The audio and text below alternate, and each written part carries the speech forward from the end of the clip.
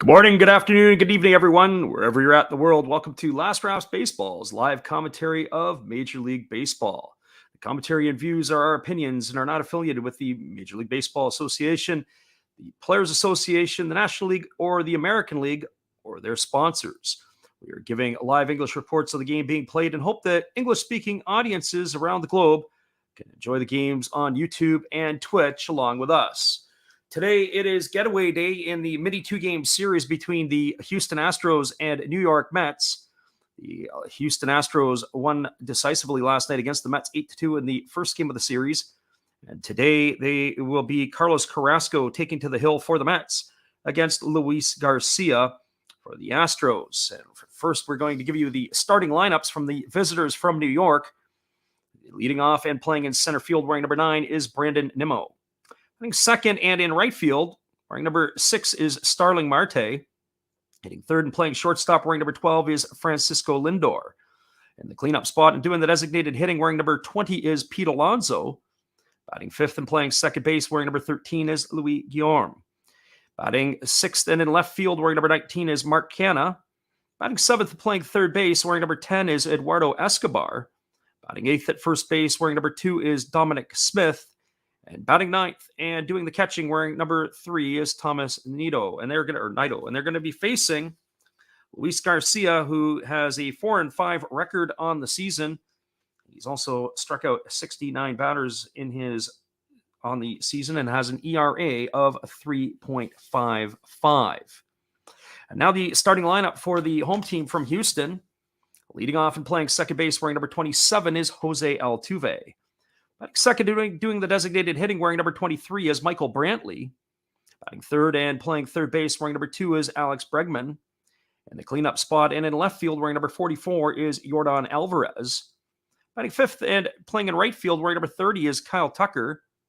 Batting sixth, the first baseman, wearing number 10 is Yulieski Gurriel. Batting seventh in center field, wearing number 20 is Chas McCormick. Batting eighth and doing the catching, wearing number 18 is Jason Castro. And batting ninth and playing shortstop, wearing number 14 is Mauricio Dubon. And they are going to be facing Carlos Carrasco, who takes to the hill for the Mets. He's got a brilliant 8-2 record, although his ERA is a little bit bloated at 3.96.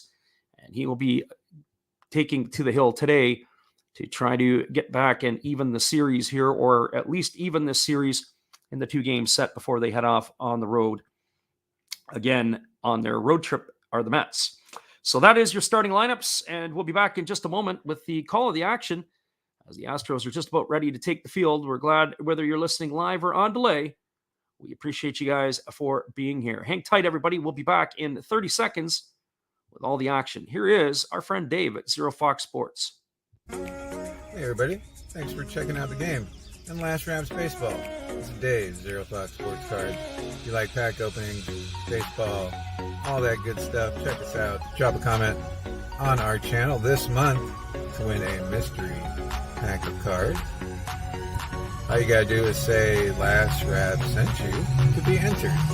And we'll drop a video later on this month announcing the winner. Enjoy the game. Welcome back, everybody. Luis Garcia is taking to the hill. He is completing his warm-up toss. This one's about ready to get underway. Luis Garcia, season, we said he's 4-5 on the year. He could be his 13th start today. He has worked 66 innings. He's allowed 50 hits. He's given up 31 runs, 25 which have been earned. He's walked 18 and struck out 69. And he has pitched to a tune of a 3.41 ERA. He is in his third season, his second full with the Astros. He appeared in 30 ball games last year, starting 28 of them.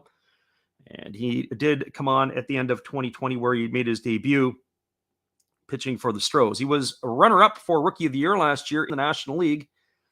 He's got some electric stuff on his day. And we're going to be witnessing him today. He is just not quite getting 6 innings a start. He's about 5.5 innings, if you would say that, if there is a half an inning. But he is basically a key piece to the rotation for the Astros. And, of course, Jake Odorizzi, for Astros fans who are listening out there, is on a rehabilitation assignment, and he'll be making his way back into the starting rotation soon. The Astros do sit atop the American League West standings. They have a healthy lead there. The only team above 500. They have a double-digit lead over the Texas Rangers. The Angels, Mariners, and Athletics are well behind. And so that is where we stand. The New York Mets got off to a fast start this season, and they are perched atop the National League East. And they've been playing very good baseball and getting some production from the players that they expected last year to give them the production. That, of course, is Francisco Lindor and, of course, Carlos Carrasco, who gets the start today. So Garcia has completed his warm-up tosses, and we're ready to get this one underway. As Brandon Nimmo steps to the plate, he's batting .267 on the season. He's got 4 homers and 21 runs batted in. He bats from the left side against the right-handed throwing Garcia, who's got the interesting delivery. And the first pitch is a 92-mile-an-hour fastball, taken for a called strike, and the count is 0-1.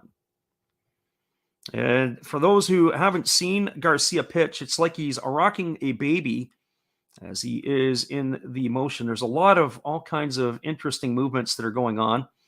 There's a fastball that is swung on and missed, and the count is now 0-2.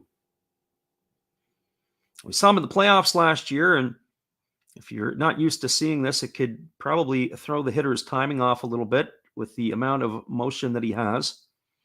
It's not your conventional windup by any stretch of the imagination. So here comes the 0-2 pitch. And there's a breaking ball that misses down, and the count goes to 1-2 on Nimmo. Nimmo was originally a draft back in the first round of the 2011 draft. He's from Cheyenne, Wyoming. Not too many players from the big leagues that have made it from Wyoming, let alone be first-round picks. So here comes the 1-2 pitch to Nimmo. And there's a breaking ball that just misses inside, and the count goes to 2-2. So 2 balls and 2 strikes. There are a few players in the Mets lineup that are getting a day off today. As Jeff McNeil, who is potentially an all-star candidate, is not in the lineup today for the Mets. And here comes the motion and the pitch. It's a fastball swung on, and it is slapped between the shift third baseman and the shortstop into left field, and Brandon Nimmo is aboard with a leadoff single to start the ball game. So Nimmo on a 2-2 pitch slaps it through the 6-hole, and he is aboard as he has beaten the shift. Good piece of hitting by Nimmo. He choked up a little bit and shortened up his swing. Was able to just slap it right past the third baseman, Bregman. Was moved over into the 6-hole. It's going to bring up the right fielder, Starling Marte. Marte on the season is hitting .277. He's got 7 homers and 35 runs batted in. He's also got 8 stolen bases this year, well off the pace of what he had last season. And the first pitch is a fastball that swung on and missed, and the count is quickly 0-1. Marte last season was the first player in Major League Baseball to finish top 10 in both the American League and National League in the same season with stolen bases. He stole 22 for the Marlins, and he added 25 more with the Athletics. So here comes the 0-1 pitch. Garcia holds at the chest. And now he kicks and fires. It's a fastball that just misses inside, and the count goes to 1-1. So 1 ball and 1 strike to Starling Marte. Marte was part of the Pittsburgh Pirate outfield where they had Andrew McCutchen and Gregory Polanco. It looked like it was going to be one of the best in the business for years. And in some ways, he was kind of the third fiddle in Pittsburgh. Andrew McCutchen had won an MVP. There was a breaking ball swung on. It's grounded over to short. It's fielded neatly by Dubon over to second for 1, back to first, and a double play, and that is a 6-4-3 variety. And that is 2 for the price of 1 as the Mets have grounded into that double play. And that is going to leave it up to Francisco Lindor. They had them positioned right where they wanted it. Dubon hardly had to move. It was 1 step to his right. He'd side slung it over to Altuve at second. And back to first, they were able to turn that fairly quickly. He was out by a good step and change. So that brings up Lindor, and here's the first pitch from Garcia. It's a fastball swung on and fouled away. The count is 0-1.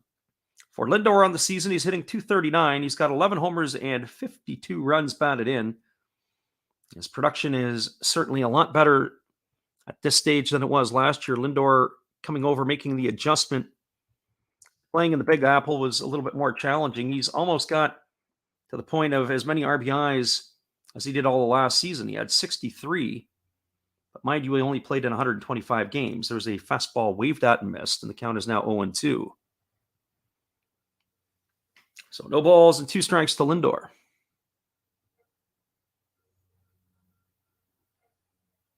It would be a very interesting matchup should these two teams get to the World Series. A lot of firepower on both sides. There's a fastball swung on, and this is grounded through the shift between the second baseman Altuve and the shortstop DeBone, who was on the right side of the infield. And Lindor's got himself a base hit. So 2 shifts, and both times the shifts have been beaten, as Lindor is aboard with a single. If Altuve was probably in a traditional position, he probably would have made that play where the shortstop was almost straight over the bag at second base, and Altuve was significantly in the end of the 4-hole and into shallow right field. It's one thing that we don't always see is the percentages of how many times that the shift does not actually work, and that would be one of them there. So I would say 2 for 2 for the Mets today. So that brings up the polar bear, Pete Alonso. And Alonso on the season is hitting .285. He's got 20 homers and 65 runs batted in. He too, much like Lindor, has had himself a bounce-back season this year. He struggled in 2021, at least early going of 2021. He finished stronger, and he's off to a strong start this year, and one would think that he's going to put up very similar numbers to what he did in his rookie campaign. There's a fastball swung on and missed, and the count is quickly 0-1 to Alonso. In his rookie year, he hit 53 homers and drove in 120. He's currently on pace to drive in over 140 runs this year.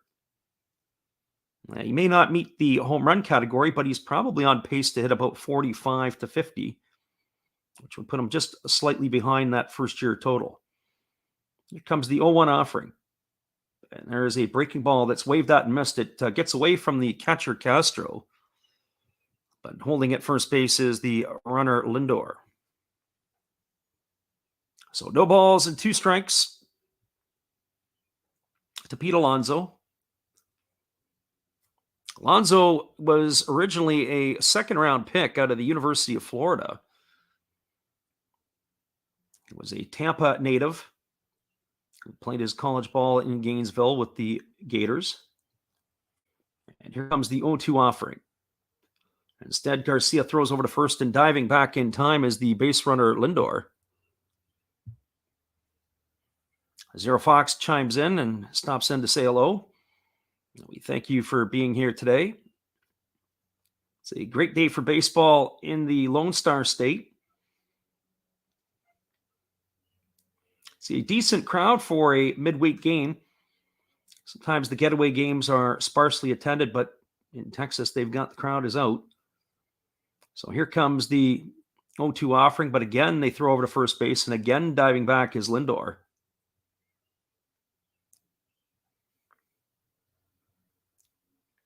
So Lindor is the runner at first. The batter is Alonso. There's no balls and 2 strikes to the polar bear. Lindor establishes his lead. Holding at the chest is Garcia. And now he's ready to go back to work. And here comes the offering to Alonso. He kicks and delivers. It's a breaking ball. Swung on and missed. And Alonso is gone for the 3rd out of the inning. And that's going to do it here for the Mets in the top of the 1st inning. The Mets had no runs. There were 2 hits. There were no errors. And one was stranded aboard. We're through a half inning. It is the New York Mets, nothing. The Houston Astros coming to bat. Stick around, everybody. We'll be back in just a couple moments with the call at the bottom of the 1st inning. We're glad you guys could pop in and be here with us today. Here is our friend, Steve Rademacher. Hello, kids. Steve coming at you. It's Steve Rademacher. And if you like interesting stuff, if you like to laugh a little bit, and if you enjoy collecting, this channel's for you. If you like non-sport cards, we have them. You like pseudo-sport cards, we open them. Even if you like entire boxes of completely pointless stuff or other sports, we have everything here. I drop a different video every day, and there's always a theme to it, from No Filter Friday to Saturday morning cartoons, even Sunday shoutouts. Once in a while, we'll get a little froggy and show Money Money Monday, where I showcase a bunch of my currency. We have Legos, we have Star Wars, we have a good time. We even have my brother on Takeover Tuesday. Be there or be square. Back to Freddy.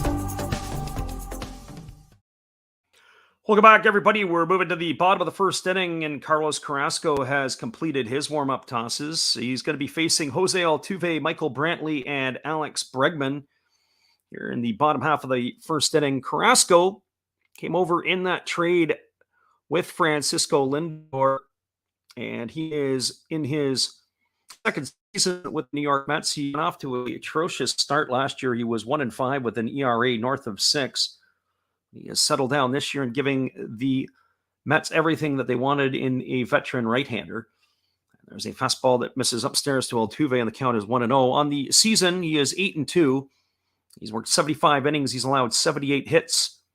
He has given up 33 runs, all of which have been earned. He has also walked 16 and struck out 75. And there's a fastball swung on and tap foul over past the third base bag, and the count goes even to 1-1 on Altuve. Carrasco, when he was in the minor leagues, the Venezuelan spent his entire career with the Cleveland Indians organization before the trade.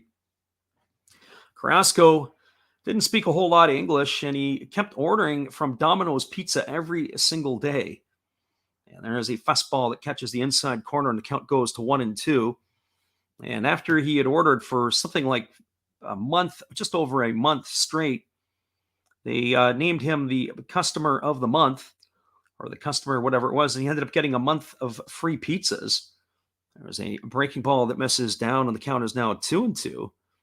And then it ended up, I forget how it all worked out, but he ended up getting nominated and ended up getting more than just a month of free pizzas, but it was kind of classic because that's all he could order. He couldn't figure out anything else, and that was what he was comfortable with, and so ordering Domino's Pizza was his deal. There's a fastball that misses upstairs, and the count is now 3-2. So 3 balls and 2 strikes to Jose Altuve. They do have Altuve played the shift. They've got 3 infielders to the left side of the infield. Do the New York Mets, and Carrasco holds at the belt. And now he kicks and fires, and it is a changeup that misses inside, and Altuve is aboard with a walk here to get the ball game going. Carrasco going from that stretch position with nobody on. He missed that pitch inside. He's got a 4-pitch arsenal. He's got a fastball, a slider, a changeup. He also throws a bit of a sinker. He doesn't throw much of a breaking ball in terms of a curveball, but he does throw the slider quite frequently. That's going to bring up the designated hitter, Michael Brantley. For Brantley on the season, he's batting .299. He's got 5 homers and 25 RBIs. There's a fastball taken for a called strike, and the count is 0-1. This is another former Cleveland Indian, or now Guardian, but he played for the Indians in the lineup. Brantley, there's quite that flavor of Cleveland players in both of these lineups. And there's the throw over to first base, and diving back in time is Altuve. Michael Brantley is a consummate professional hitter. In fact, he seems to get better with age. I thought at one point his career might have slowed down when he had the knee injury with the Cleveland organization. He only played in 11 games back in 2016. Followed that up with 90 games with the Cleveland organization in 2017. But since he's come to Houston, he has probably taken his game to another level. He has hit 300 in all 3 seasons he's been in the Astros lineup, and he's hitting 299 entering today's game. Getting another throw over to first base and diving back in time is Altuve. He is a 5-time All-Star and a 1-time Silver Slugger, is Brantley. And there is a breaking ball swung on. This ball is belted into deep right center field.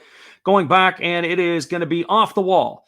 Digging for around second and heading to third is Altuve. Altuve rounds third. He's going to score. And into second base with a double is Michael Brantley, as he just missed hitting a home run there in the right center field power alley. And that ball was absolutely scorched off his former teammate Carlos Carrasco. So as we get the highlight, the breaking ball was down. It was down and in, and Brantley does a good job of staying inside the ball. He was able to drive it. It went off the top of the, what I would call the fencing at where the bullpen is in right center field. Was able to trickle in, and Altuve, running hard all the way from first base, was able to score easily. There was no throw to the plate. So Altuve is in. That's the first run of the game for the Astros, and that's going to bring up Alex Bregman. The first pitch to Bregman is a fastball that misses inside, and the count is 1-0. For Bregman on the season, he's only hitting .224. He's got 7 homers and 30 runs batted in. He is starting to get himself going as he's 5 for 13 in his last 4 games. There's the pitch from Carrasco. It's a breaking ball that misses down and away, and the count is now 2-0. So 2 balls and no strikes to Bregman. Both of these teams are tops in their divisions. It's a heavyweight battle for sure. There's the 2-0 pitch, and there's a fastball swung on. This ball is belted to deep left field, and this ball is gone. A home run for Bregman, and the Astros have taken a 3-0 lead here in the first inning. 2 absolute missiles off the bats of Brantley and Bregman back-to-back. The Bees are doing their job in Houston, and it is stung the Mets for a 3-0 lead early on here in the bottom of the first inning.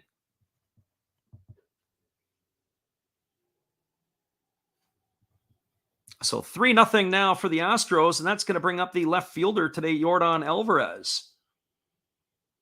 Alvarez on the season is hitting .312. He's got 19 homers and 49 RBIs. He normally gets the start as the designated hitter. We got the hobbyist in the house today, and he is saying, go Mets. So here comes the offering from Carrasco to Alvarez. It's a breaking ball that misses down, and the count is 1-0. Hobbyist asked the question, who is pitching for the Mets? And that would be Carlos Carrasco is getting the nod today. He's put his 8-2 record on the line, and it is in jeopardy here early on. There's a fastball that is taken on the inside corner for a called strike, and the count goes to 1-1 on Alvarez. Alvarez gets the nod in left field. He is a consummate designated hitter. He just fits that role. He's getting the start in left field today. There was a breaking ball that misses down, and the count is now 2-1. The hobbyist says right now Carrasco has an ERA of 27 on the day. Yes, he does. Actually, he probably has an ERA of infinity because we don't have an out yet. And there's a fastball swung on. This ball is belted into deep right center field. And this one is gone. A home run for Yordan Alvarez. That ball is absolutely scorched. And the Astros go back-to-back with 2 homers off the bat of Bregman and Alvarez to jump out to a 4-0 lead on the Mets. So by the looks of it right now, if you're a New York fan, it's time to get that bullpen going because Carlos Carrasco is fooling no one. Hobbyist says he's leaving. He's bad luck for the Mets. Well, the Houston Astro fans may want you to stay. Especially when you're an Atlanta Brave fan. The Atlanta Brave fans might want you to stay as well. We've got Steve Rademacher joining us today. Thank you for checking in there, Steve. So the home run by Bregman was to left field. The home run to Alvarez to right field. 4-0 here in the early going for the Astros. They've picked up where they've left off last night after they put 8 runs on the board against the Mets. So that's going to bring Kyle Tucker to the plate. Tucker on the season is hitting .261. He's got 13 homers and 45 RBIs. And there's a fastball swung on it. It is hit to deep center field. Drifting back on it is the center fielder Nimmo, and he's going to make the catch. That is going to retire Tucker for the first out of the inning. But he sent that one a long ways as well. So one away here. And that'll bring up the first baseman, Yoliski Gurriel. For Gurriel on the season, he's only hitting .219. He's got 5 homers and 18 RBIs. The defending batting champion is off to a slow start so far. So Carrasco comes set at the belt. Now he kicks and delivers. It is a breaking ball that catches the outside corner, and the count is 0-1 to Gurriel. Gurriel is a very solid defender, though he was charged with an error in last night's game. There's a breaking ball waved at and missed, and the count is now 0-2. So no balls and 2 strikes. So if you're an Astro fan and you're getting to the game late, you've missed a whole host of fireworks here early in the first inning. And there's a breaking ball that's taken for a called third strike. And Gurriel goes down looking for out number 2, and that's going to leave it up to the center fielder, Chas McCormick.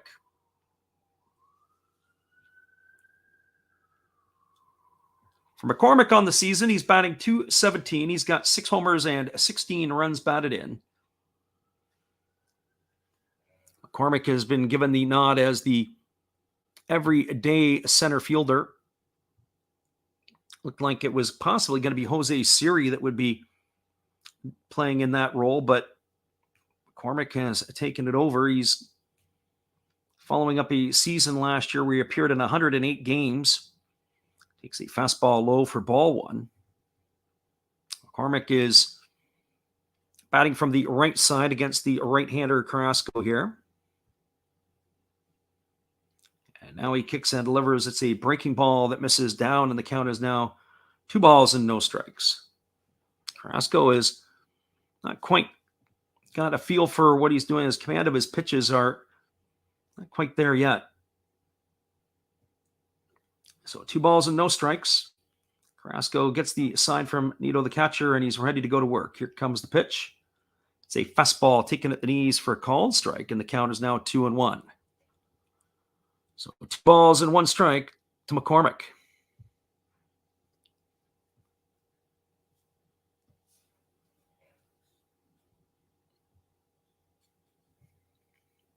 Carrasco holds at the belt. And now he's ready to go back to work, and it's a breaking ball that comes inside, and it is hit McCormick. If you're going to get hit, that's going to be the pitch to get hit with, as it just grazed him on the thigh. He has been awarded first base. So McCormick is at first, and that's going to bring up the catcher, Jason Castro.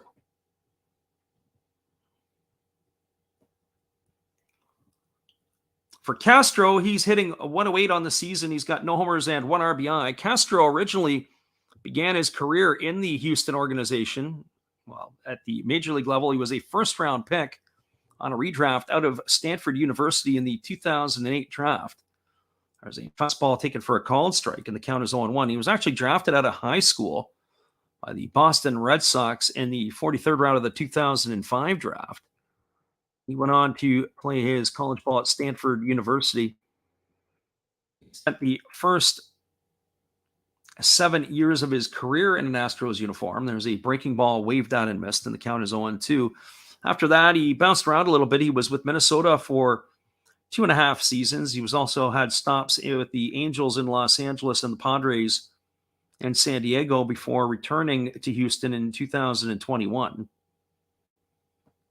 He's entering the twilight of his career at the age of 35, a serviceable backup.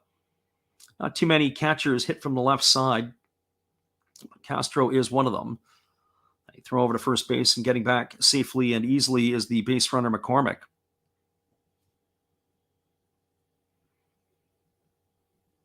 Castro's first hit in Major League Baseball came back in June of 2010, just over 12 years ago. There's a breaking ball swung on and missed, and Castro is gone for the third out of the inning. But there was damage, and a lot of it, here in the bottom of the first inning. They had 4 runs on 3 hits.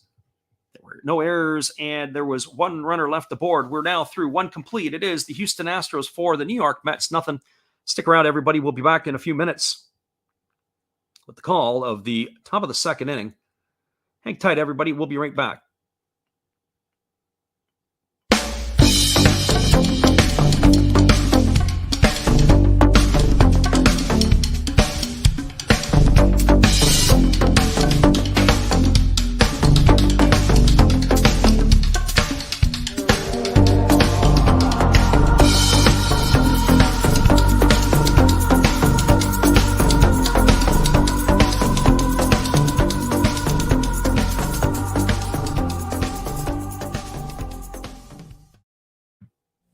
Hello, guys. Thank you for joining Freddie here on his baseball game.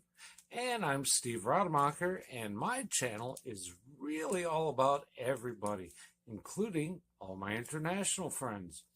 We have such stuff as non-sport packs from Canada, the OP Cheese. We have the Greek Freak. We have money from around the world. We have lira.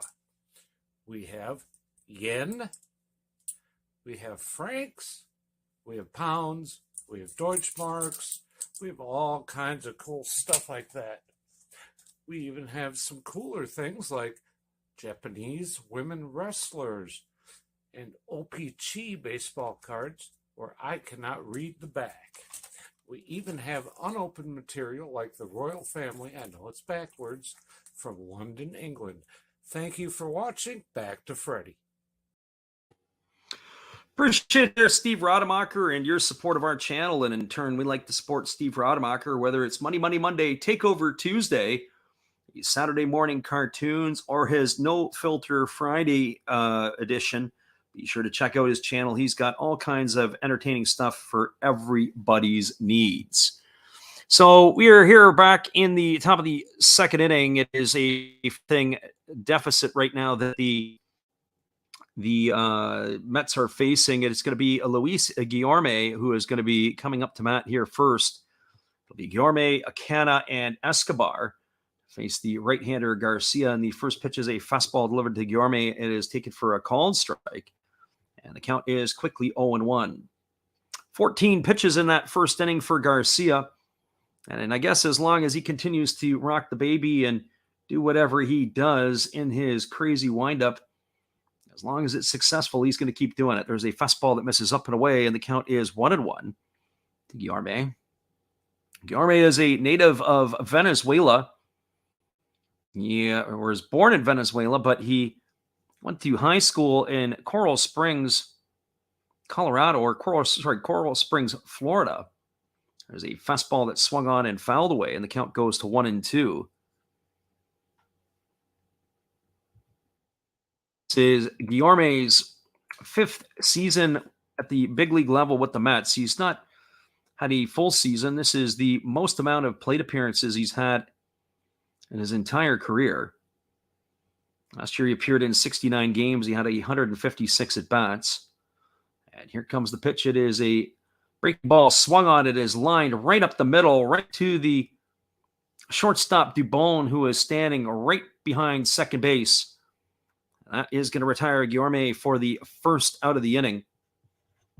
Just to finish off with Guillorme a little bit, 5th season with the Mets. Career .282 hitter. Unable to get himself into everyday play. But he has been a productive player when he's had to come in and press into playing duty, that's for sure. Trying to find him some more at-bats this year, as he has deserved it by hitting .328. Coming into this ball game today. That's now going to bring up the left fielder, Mark Canha. And the first offering to Canha is a fastball that catches the outside corner, and the count goes to 0-1. For Canha, this is his first season in a Mets uniform. He spent the first 7 years of his career at the big league level in an Oakland Athletic uniform. Last year, he hit .231 with 17 homers and 61 runs batted in for the Athletics. There's a breaking ball that is spiked in front of the plate, and the count goes to 1-1 on Canha. Canha this year is having a fine season for the Mets. He's batting at .291 with 5 homers and 27 runs batted in.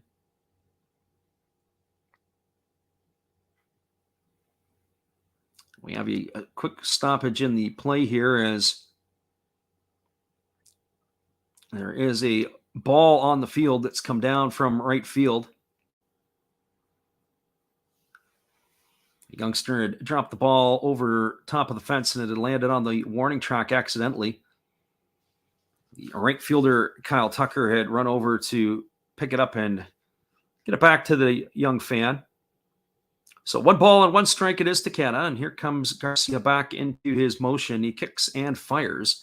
And there's a fastball that swung on and fouled away. It's going to reach the seats down the right field line, and the count goes to 1-2. So 1 ball and 2 strikes. We do always appreciate those who tune in and listen to the channel. Just a couple of programming notes. We'll be back on the airwaves again tomorrow when we call the Cincinnati Reds and the Los Angeles Dodgers. For many people, that may not be an enticing matchup. But it is going to be Clayton Kershaw on the hill against Hunter Green. There's a breaking ball delivered to Canha that misses low, and the count goes to 2-2. So we couldn't pass that one up. Clayton Kershaw, one of the best that ever was, against a young pitcher who consistently brings it up to 100 miles an hour. So we're excited to see young Hunter Green on the mound against the Dodgers and see how he fares. There's a breaking ball swung on and missed. And Canha is down on strikes. That's strikeout number 2 for Garcia. That's the second out of the inning, and that's going to bring up the third baseman, Eduardo Escobar. And then on the weekend, we're back into the Japanese action where we're going to be doing our regular NPB stuff pretty much through the rest of the summer. So if you're up and awake late night, 10 o'clock Pacific and 1 o'clock in the morning Eastern time, as we'll be calling the Saitama Cebu Lions and the Tohoku Rakuten Golden Eagles, calling the Saturday and Sunday matchups, which would be Friday and Saturday in North America. There's a first pitch fastball taken for a call and strike, and the count is 0-1 to Eduardo Escobar. Escobar on the season is hitting .230. He's got 6 homers and 29 runs batted in. He bats on the left side against the right-handed throwing Garcia, and there's a fastball swung on. It is lifted into center field. Drifting over to his right is McCormick. He's going to make the grab, and that is to do it, as Escobar is gone for out number 3. And so the Mets go in order here in the top of the second. There were no runs, no hits, no errors, and nobody left the board. We are now through 1.5 innings. It is the Houston Astros 4, the New York Mets nothing. Stick around, everybody. We'll be back in just a couple moments. We got Zach's Sports Cards and Collectibles in the house. He says, as a Braves fan, we're pulling for the Astros today. That's what I would think most Braves fans would be. We'll be back in just a minute, everybody. Here is our friend Steve Rademacher again, and we might as well just make it Steve Rademacher Day here on the channel, as we do appreciate his support. Here's Steve. Domo arigato. Sorry if I mispronounced that. I'm new at this. Thank you for watching Last Raps Baseball. Tell all your friends and family to come check him out, ask some questions during the telecast, and give him a good sub and a thumbs up. And this is Steve coming back at you, and some new things on my channel. Star Wars figures that everybody likes. We have Mad magazines from the 1970s. We try to avoid the Noid. And for your pleasure, once in a while, we can open up Michael Jackson if you want, the cards. We have Elvis. We have Sadahar O. We love everything that is everything, so we even have the Beatles fighting with lightsabers. Look at that, John and George. Once in a while, we'll even have my brother take over my channel on a Tuesday. So once again, everybody tell your friends, come see Freddie at Last Raps Baseball. And right now, I'm going to kick it right back to you, Freddie. Appreciate you, Steve, and your support of our channel. Don't forget after the game to go check out Steve Rademacher for all his crazy stuff. And so now we've got the 9-1-2 hitters in the batting order coming up for the Astros. It's going to be Mauricio Dubon, Jose Altuve, and Michael Brantley. And the first pitch from Carlos Carrasco is a breaking ball taken for a called strike. And the count is 0-1. So no balls and one strike. Carrasco threw 26 pitches in his first inning of work against the Astros. There is a breaking ball swung on it, is lifted into deep right field, drifting back underneath it and making the grab just in front of the warning track as the right fielder Starling Marte, and Mauricio Dubon is gone here for out number one in the bottom of the second inning. So one up and one away, and that brings up Jose Altuve. Altuve got things going in the first inning with a leadoff walk, and he came around and scored on the Michael Brantley double. He opened the scoring for the Astros in their half of the inning.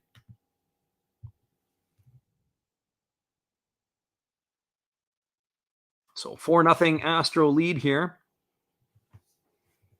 Altuve's average is stuck at 273, and here's the first pitch. It's a fastball that he takes right down the middle for a called strike. And the count is 0-1. Didn't take long for the Astros second baseman to get dirty. His white uniform is covered in dirt. He's been all over the place. There is a breaking ball that just misses inside, and the count goes to 1-1.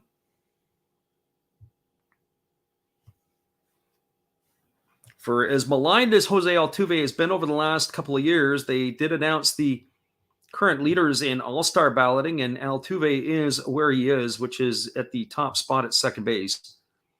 There's enough people that still recognize it doesn't matter if you're accused of the buzzers or not. You still got to be able to play the game, and he is in the second base position as the leader for the American League. There's a breaking ball that is swung on and tap foul, and the count goes to 1-2.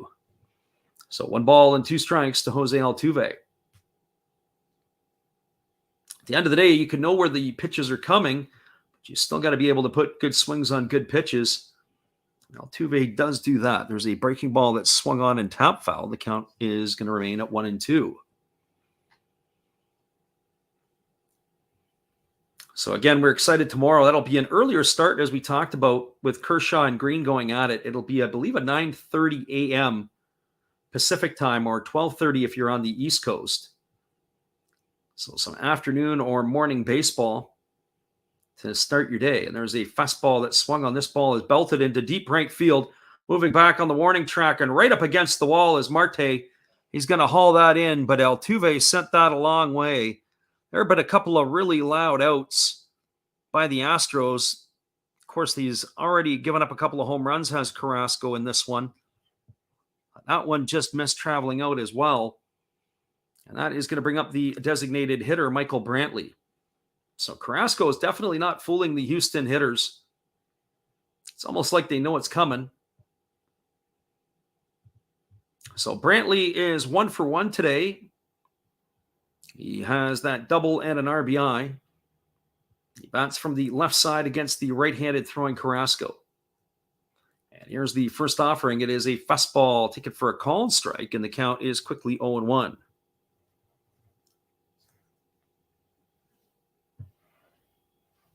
Ironically, both of these players, who were teammates with the Cleveland Indian organization back in 2009, they made their debuts at the big league level on exactly the same day, which was September the 1st, 2009. More than likely, that would have been when the rosters were expanded and they got their opportunities in the big leagues. So here comes a 1-1 pitch. There's a fastball swung on. It is grounded softly. It is hit over to the third baseman, Escobar, who is in the 6 hole. And that is going to retire Brantley as it is completed on the throw to first. It's a ground out 6-3. And that is going to end the inning here in the second inning. So the Astros go quietly. No runs, no hits, no errors, and nobody left the board. We are now through 2 complete. It is the Houston Astros 4, the New York Mets nothing. Stick around, everybody. We'll be back for the top of the third inning after this when we return again from our friend Steve Rademacher. Hello, friends. Steve coming back at you, a clean-shaven Steve. Thank you for watching Last Raps Baseball. And please continue to support my channel among others, like Another Hollis Build. Awesome commercial. And now I'll show you a few more things that we do have. We have toys, like this bobblehead Star Wars on wheels. We have Noids. We can't keep avoiding them forever. We do have Legos. Love my Legos. We have Origami Folder. Check him out. He's new into this, getting started, has good following already. We have Red Beard Breaks. And we also have these things that, in a pinch, will tell you what your temperature is. So, if you like all of this, and if you like Last Raps Baseball, join all of us. We'd love to have you. And I know you would enjoy us. Thank you, peace, good night, and cheers.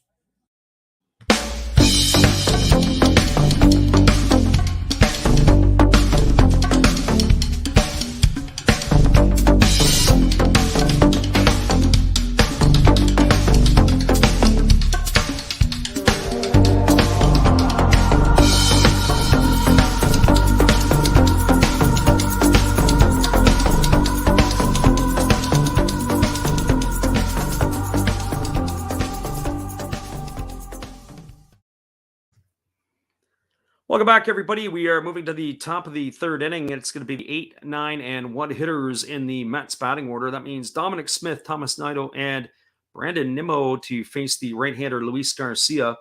And the first pitch, fastball delivered to Smith, is swung on. It is lined into left center field. It's going to get down for a base hit. It's up against the wall. And cruising into safely with a stand-up double is Dominic Smith to get things going here in the third inning. So Smith is aboard with a double, and that is going to bring up the catcher, Thomas Nido.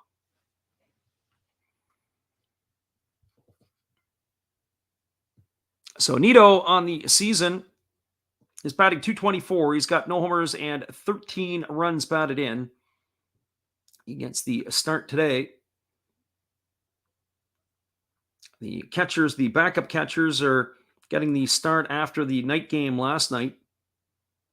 Both of the regulars for both teams are getting the afternoon off. And here comes the pitch, and squaring to bunt is Nido, and that ball squirts away. And Smith is going to stay at second base. So 1 ball and no strikes to Nido.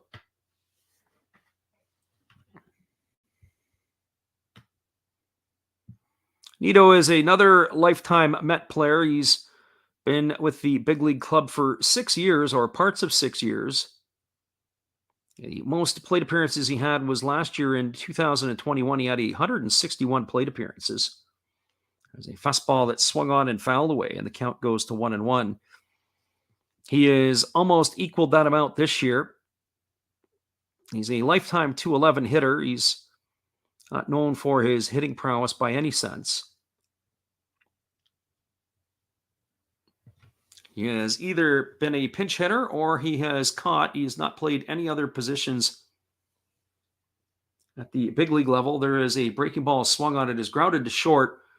It is picked up neatly by Dubon. He throws to first, and Nido is going to be retired. It is, however, going to advance Smith over to third, as that ground ball was to the left of the base runner at second base. So Smith is now the runner at third. And that's going to bring up the top of the order, Brandon Nimmo. So they're looking to get themselves a run back, are the New York Mets, and that's going to bring the top of the order to the plate. Nimmo today is 1 for 1. He singled his first time up. He is raised his average up to .270 on the season.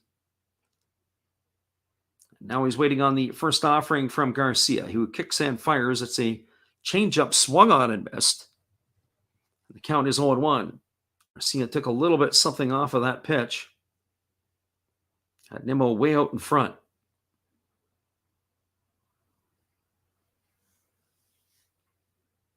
So no balls and 1 strike to Nimmo.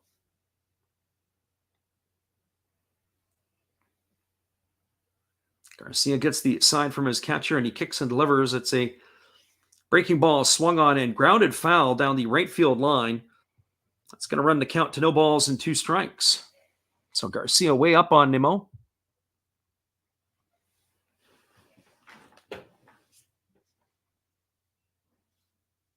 They have a traditional defense set up for Nimmo. This time they had him with 2 strikes. They had Bregman well into the hole last time, but now with the runner at third, I wonder if that has impacted the setup on Nimmo. So here comes the offering from Garcia. It's a breaking ball that just misses inside. And the count goes to 1-2. So 1 ball and 2 strikes.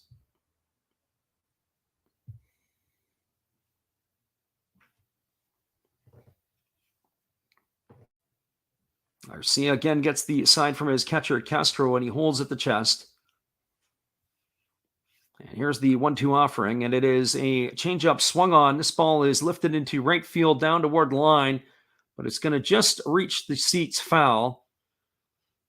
That keeps the count at 1-2. I wonder sometimes in that situation with the right fielder, if that was a playable ball, do you make the catch?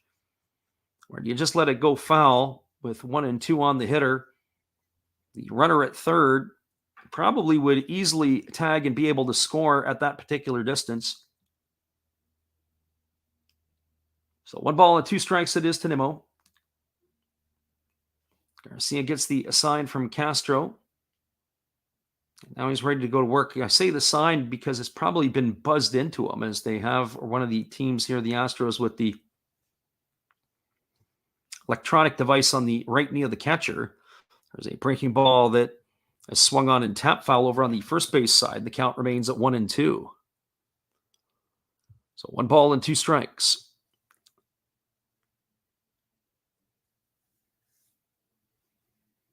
There's so much shifting that goes on in Major League Baseball that it almost looks not unique when they're in a normal position. Certainly in the infield, that is. In the outfield, there's always been movement in the outfield. It's just more pronounced in the infield these days. There's a breaking ball that misses inside. The count goes to 2-2. So 2 balls and 2 strikes to Brandon Nimmo.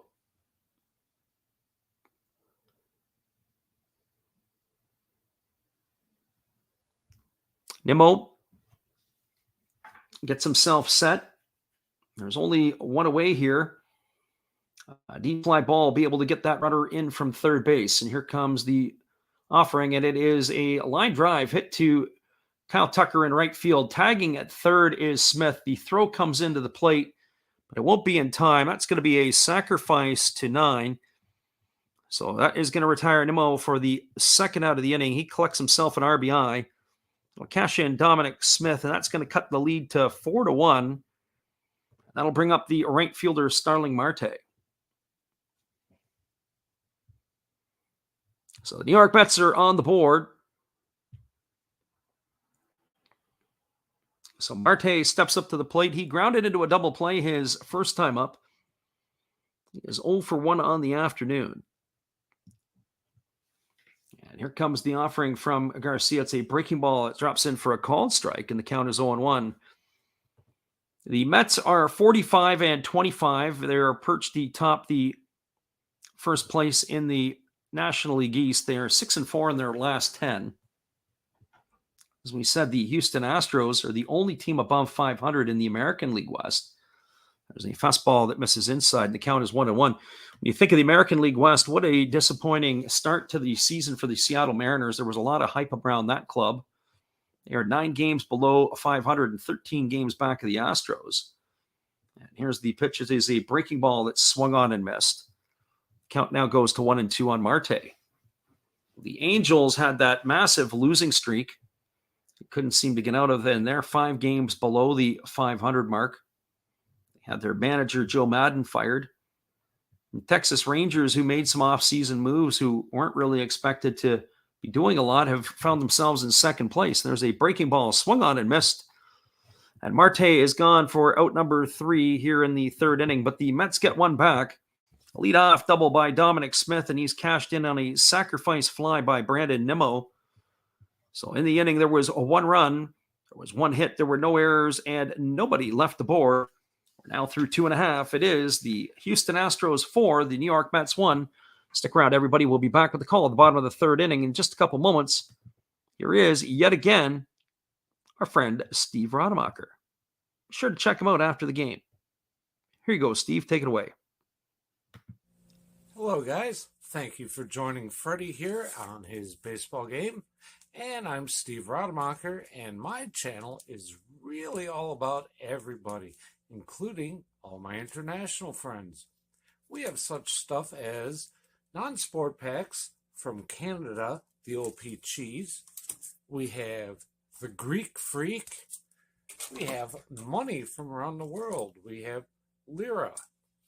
We have yen. We have francs. We have pounds. We have Deutschmarks. We have all kinds of cool stuff like that. We even have some cooler things like Japanese women wrestlers and OPC baseball cards where I cannot read the back. We even have unopened material like the royal family, I know it's backwards, from London, England. Thank you for watching. Back to Freddie. Once again, Steve, we appreciate you and your support of the channel. And in turn, we like to support Steve Rademacher. We are moving to the bottom half of the third inning. It is a 4-1 lead now for the Houston Astros. The Astros jumped out with 4 in the bottom of the first inning. Mets were able to get one back here in the last, in their half of the third inning. And that is where we stand. We'll take a quick peek at the out-of-town scoreboard, as there are a couple of other games underway in Major League Baseball. It is in the bottom of the third inning. The Toronto Blue Jays have a 2-0 lead over the Chicago White Sox. Ross Stripling, who has pitched really good for the Blue Jays as of late since being inserted into the rotation, has got that 2-0 lead he's going to be pitching with. The Jays were able to get a couple of runs and a 2-run homer by Alejandro Kirk, their catcher. He's got them up to a 2-0 lead. He's got a solo home run, and he's driven in a run as well.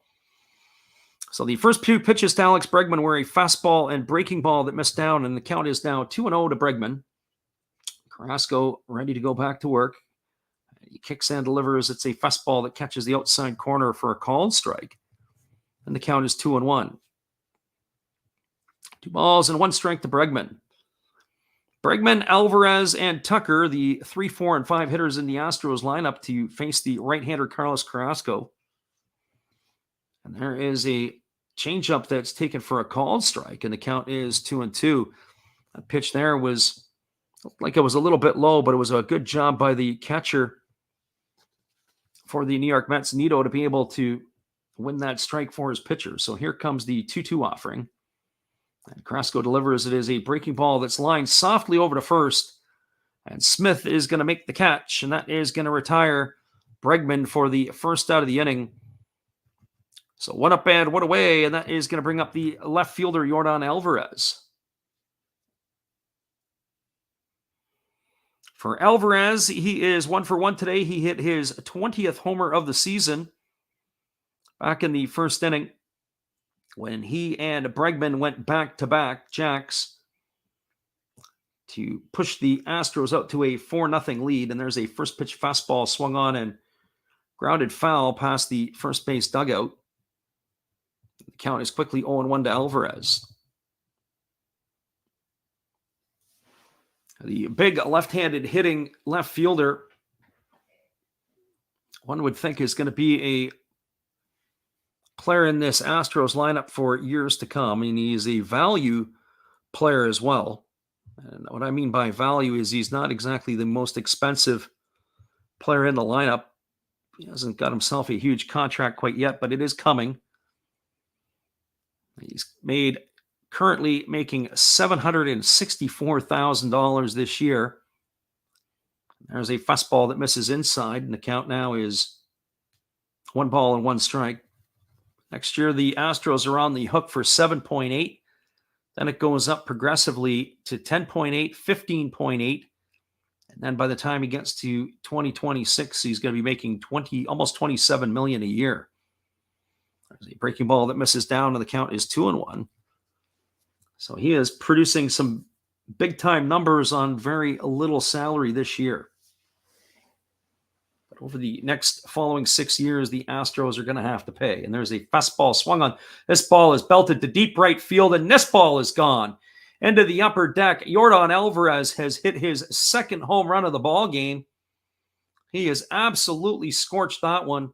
It was a no-doubter, and Carlos Carrasco, all he could do is stand there and enjoy the view, as the Houston fans are doing, as that ball sails into the upper deck for a 2-home run game for Yordan Alvarez. That's going to bring up the right fielder, Kyle Tucker. For Tucker, he's batting .261. When he entered the ball game, his average has slipped to .260. He's got those 13 homers and 45 RBIs. The Astros are flexing their muscles today, as that's the third homer of the ball game. There's a first pitch fastball that misses down and in, and the count is 1-0 to Tucker. So 1 ball and no strikes.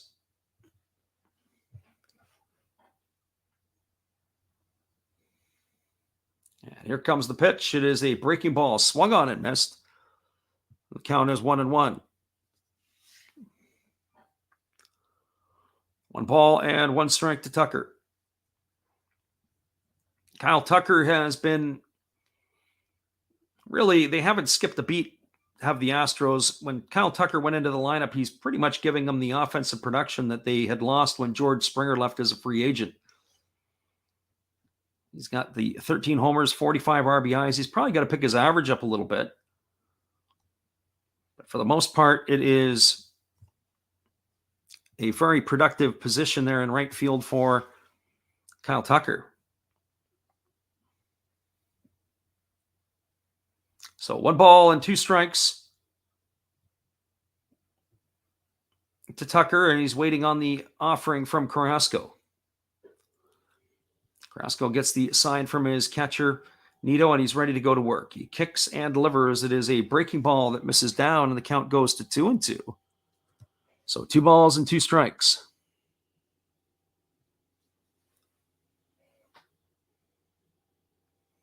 Zero Fox Sports chimes in and he says, still a cheap contract by today's standards.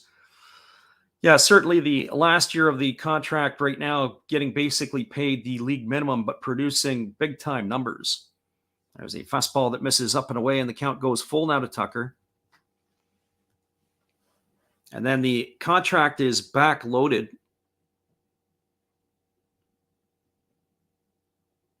Obviously, with the progressions, if they took it and spread it out. But, you know, when you think about the amount of inflation that's gone on in North America, it looks like a great contract now, but you wonder what it's going to be in 5 years. Is that $26 million very similar? There's a breaking ball that misses down, and that is going to be ball 4 to Tucker. And he is aboard with a base on balls.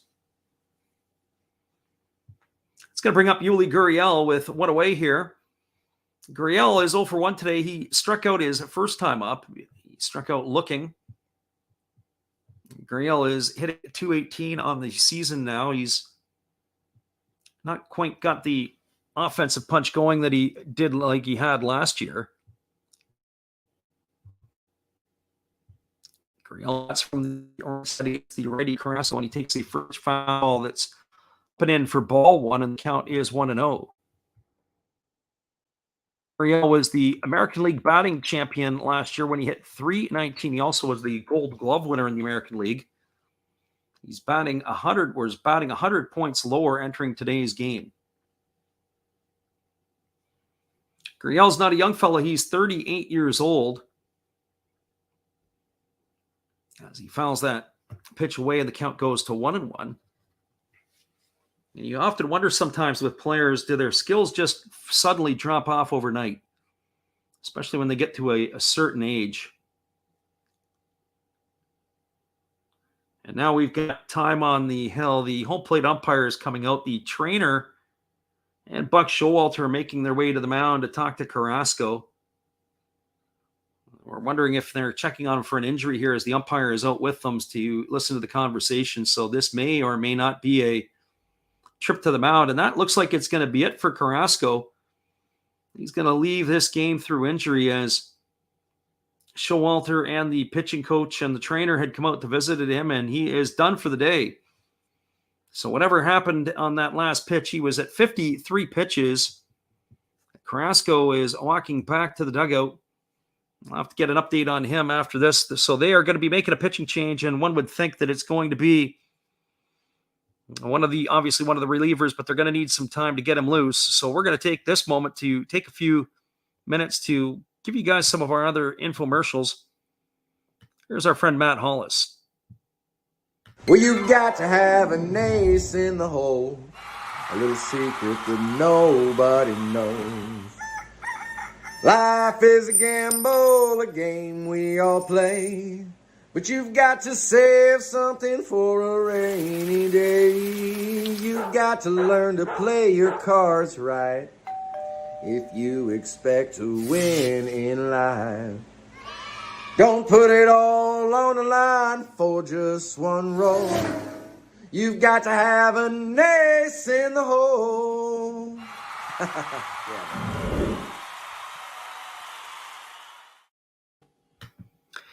Welcome back, everybody. It is a 5-1 Houston Astro lead. We are in the bottom of the third inning. We've got a break in the action as Carlos Carrasco has left the game via an injury. There is one out here in the bottom of the third. Yordan Alvarez hit his second homer of the ball game to increase the lead to 5-1. Kyle Tucker has just drawn a walk, and there's currently a 1-1 account to Yoliski Gurriel. But as Carrasco has been pulled due to injury, the relief pitcher is going to come in and get as many pitches as he needs to be able to get ready. So we'll take another little break here, and we'll be back in just a couple moments. We're glad you guys could be with us. Hold tight. We'll be back in just a few.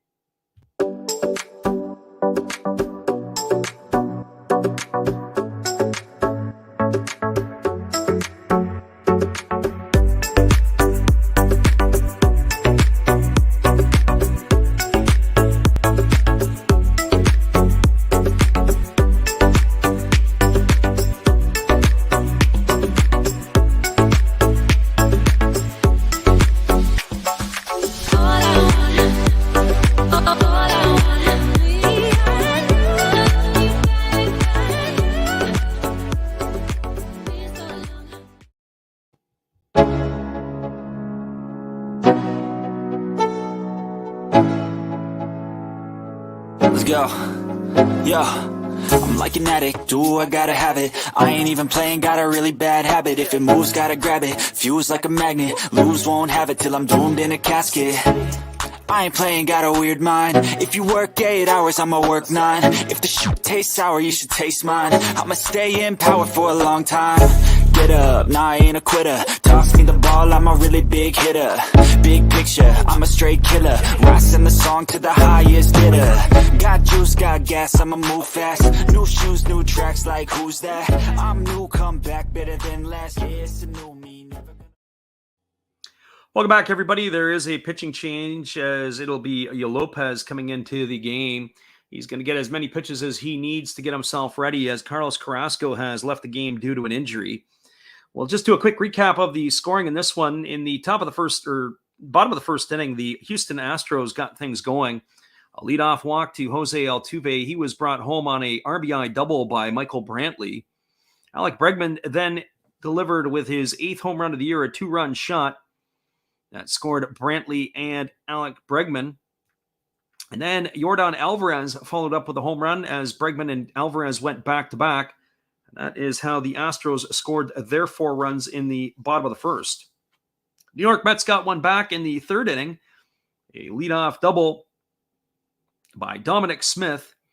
He was advanced to third on a groundout by Thomas Nido, and then Brandon Nimmo sac flied him home. and that cut the scoreline to 4-1. In the third inning, and that's where we stand right now with one out, Yordan Alvarez hit his second homer of the ball game. That increased the lead to 5-1.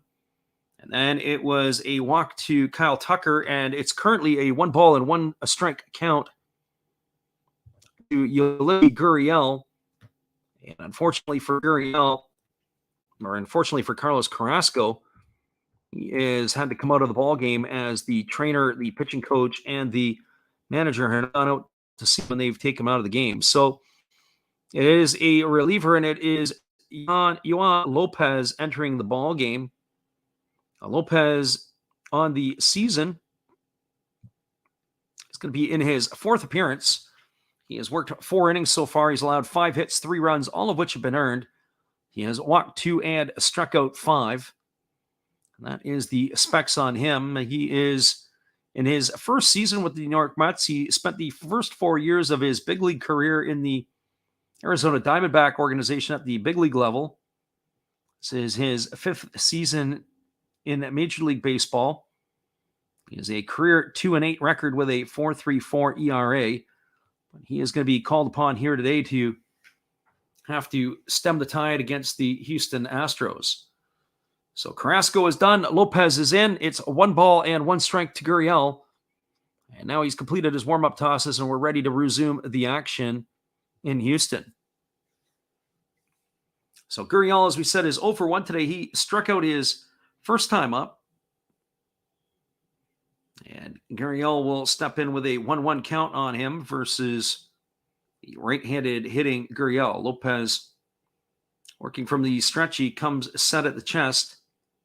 And he throws over to first, and diving back in time is Tucker safely. That's sometimes you have to watch when a reliever comes into the ball game in the middle of an at-bat. Sometimes he forgets all about the runner at first base. And sometimes it's a good pitch to be able to run on. He threw over on the first pitch. And here comes the pitch. It is a fastball taken for a called strike, and the count now goes to 1-2 on Gurriel. So 1 ball and 2 strikes to Gurriel. Lopez, native of Cuba, gets the sign from his catcher, Nito, and he's ready to go back to work. And he kicks and delivers. It's a breaking ball that misses down, and the count goes to 2-2. It's days like this where your bullpen can get taxed, especially if you have to turn to your pen early. Last night, the Mets lost 8-2 to the Astros, and they had to turn it over to the bullpen. It's always a question of how you're going to have to manage, and I would assume if they have to go through the bullpen here, you might even see a couple of transactions in the next day or two to help strengthen it. And there, they fly ball to right field. That ball is lifted to the right fielder, Starling Marte, who makes the grab, and that is going to retire Gurriel for the second out of the inning. So Gurriel is gone, and that's going to bring up the center fielder, Chas McCormick. For McCormick, he is officially 0 for 0 today. He was hit by a pitch his first time up. It was a breaking ball that barely grazed him. We said, if you're going to get hit by a pitch, that is the one to get hit by. So Lopez checks the runner at first, and now he comes set at the chest. And he kicks and delivers. It's a breaking ball that's taken for a called strike. Count is 0-1. Yesterday, the Mets starter only went 4 innings yesterday, and then they followed it up with Shreve and Medina. Medina pitched 3 innings out of the bullpen. They only used 2 relievers yesterday. Lopez again throws over to first base, and again diving back in time is the base runner McCormick.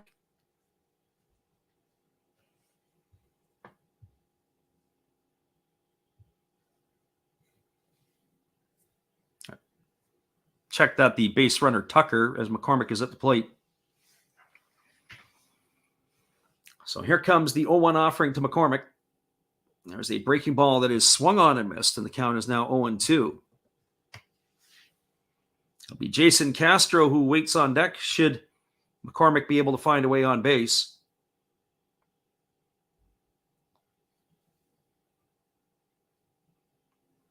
So no balls and 2 strikes.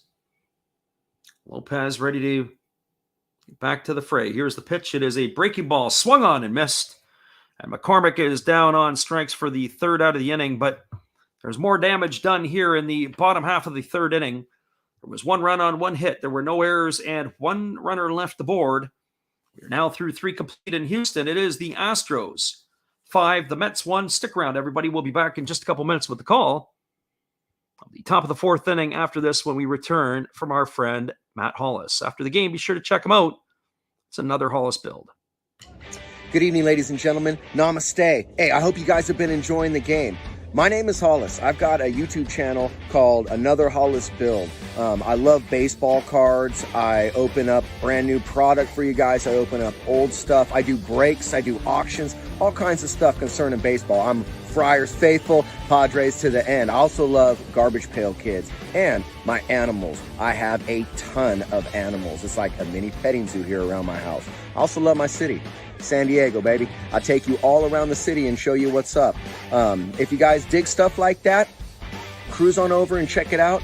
It's Another Hollis Build. If you dig it, subscribe. I'd really appreciate to have more follow me along on the journey. Hey, either way, you guys have a wonderful day or a beautiful, beautiful evening. No matter which one it is, make sure that you make it great, my friends. Big up Last Raps Baseball. Yeah, Freddie, let's go. One love and peace. Yeah, man.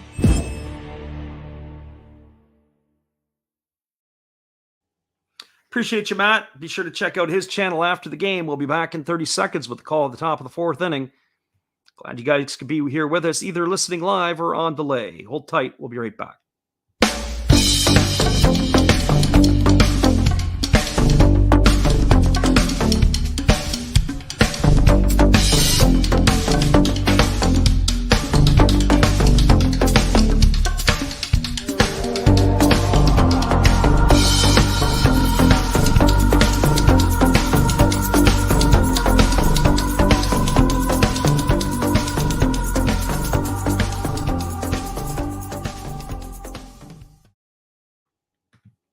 Welcome back, everybody. We are moving to the top of the 4th inning. It is going to be the 3, 4, and 5 hitters in the batting order for the Mets. That means it's going to be Francisco Lindor, Pete Alonso, and Luis Guillorme, as they are going to be facing the starter Luis Garcia, who is on for his 4th inning of work. And here comes the first offering from Garcia. It's a fastball that misses upstairs for ball 1, and the count is 1-0. For Lindor today, he is 1 for 1. He singled his first time up, but he was stranded at first base. He's pulled his season average up to 242. And there he swings through a changeup.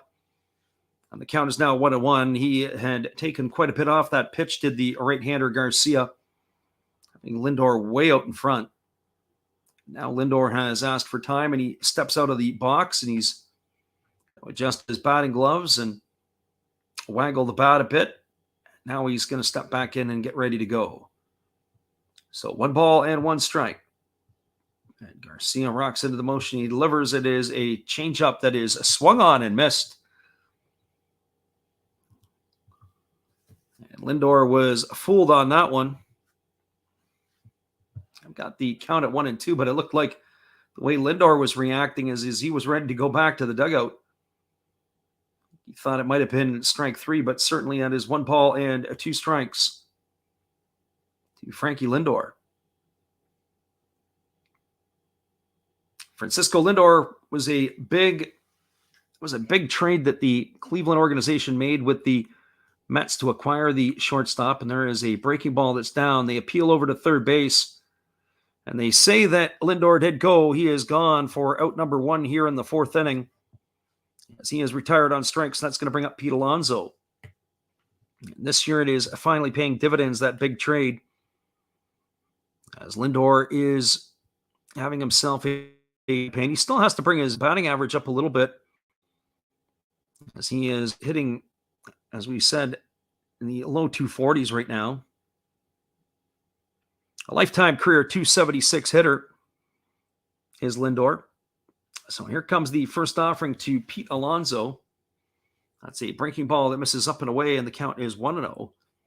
Alonso today is 0 for 1. He struck out his first time up against the right-hander Garcia.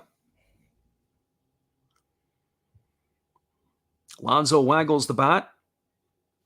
And now he's ready to face the offering from Garcia, who rocks into his motion.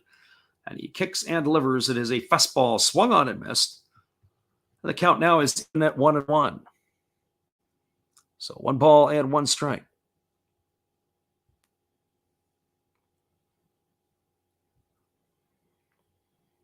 Garcia is not the quickest worker when there's nobody on here. He seems to take forever with the signs. And here comes the 1-1 pitch. And he kicks and fires. It's a breaking ball that misses down and away. And the count is now 2-1 to Alonso. It's the one frustrating part I see with the electronics is it seems like that the catchers are taking a lot longer to deliver the pitch to the pitchers.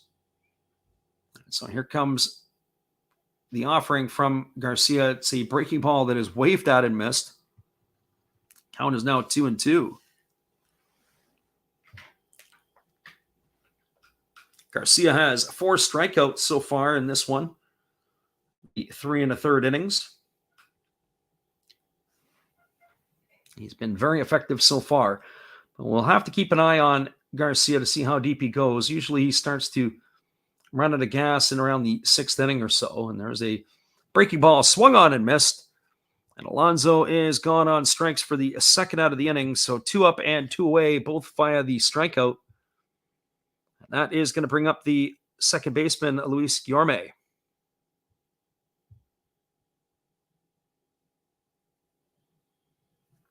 For Guillorme, he is 0 for 1 today. He had softly lined out to the shortstop his first time up. His average has dipped to .326 on the campaign. Left-handed hitting second baseman waits on the offering from Garcia, who kicks and delivers. It is a fastball swung on and lifted foul over on the third base side. The count is 0-1 to Guillorme. Guillorme getting the nod today as we send the flying squirrel. Jeff McNeil has the day off for the New York Mets. And here comes the offering from Garcia. And there's a fastball taken on the outside corner, and it's a called strike, and the count is now 0-2. So no balls and 2 strikes.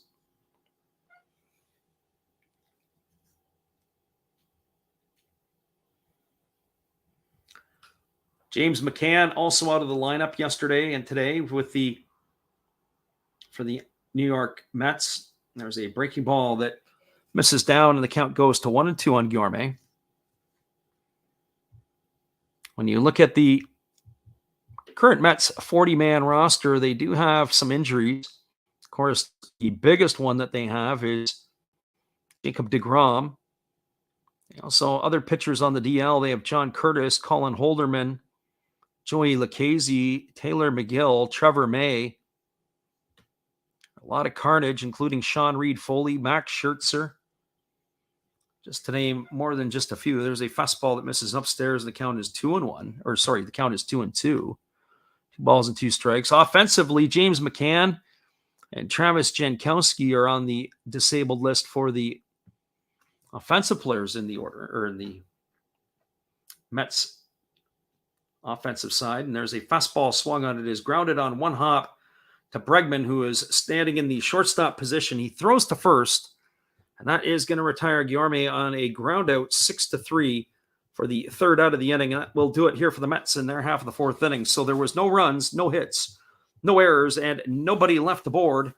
We're now moving through the bottom of the 4th inning. It is a 5-1 scoreline for the Houston Astros. Stick around, everybody. We'll be back in just a few minutes with the call of the bottom of the 4th inning after this. We're glad you guys could be with us today. Would you like to support Last Drafts Baseball? We would appreciate it if you did. Be sure to check out our eBay page where we have baseball merchandise. We also have stuff from the Japanese League for those who listen from Japan. But we also do other sports like football and basketball as well. Don't forget, visit Last Drafts Baseball's eBay store to help support the channel. We'll be glad you did.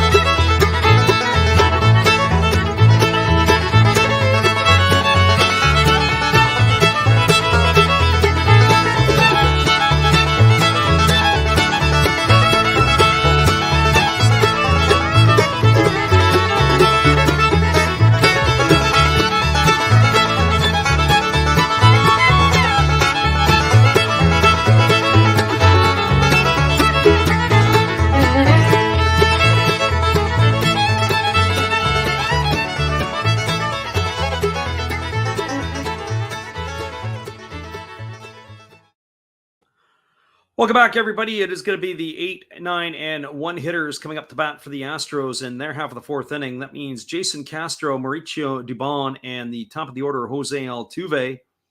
They face the reliever, Yohan Lopez. Lopez entered into the ball game to face Carlos Carrasco. Carrasco has left the game due to an injury. We haven't got an update yet on the status of Carrasco, but I'm sure that after the ball game, we're going to be able to find out if he's going to miss any time or not. In the rotation, he certainly was having a hard time getting a feel for his pitches today. He didn't have his best stuff, that's for sure. So here's the first pitch from Lopez. It's a fastball taken for a called strike, and the count is 0-1 to Castro. Castro is 0 for 1 today. He struck out in the first inning. His average has dipped to 106 on the season. He bats from the left side against the right-handed throwing Lopez, and here's the pitch. It is a breaking ball that misses down.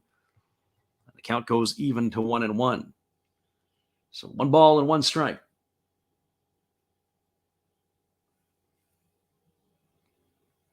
Castro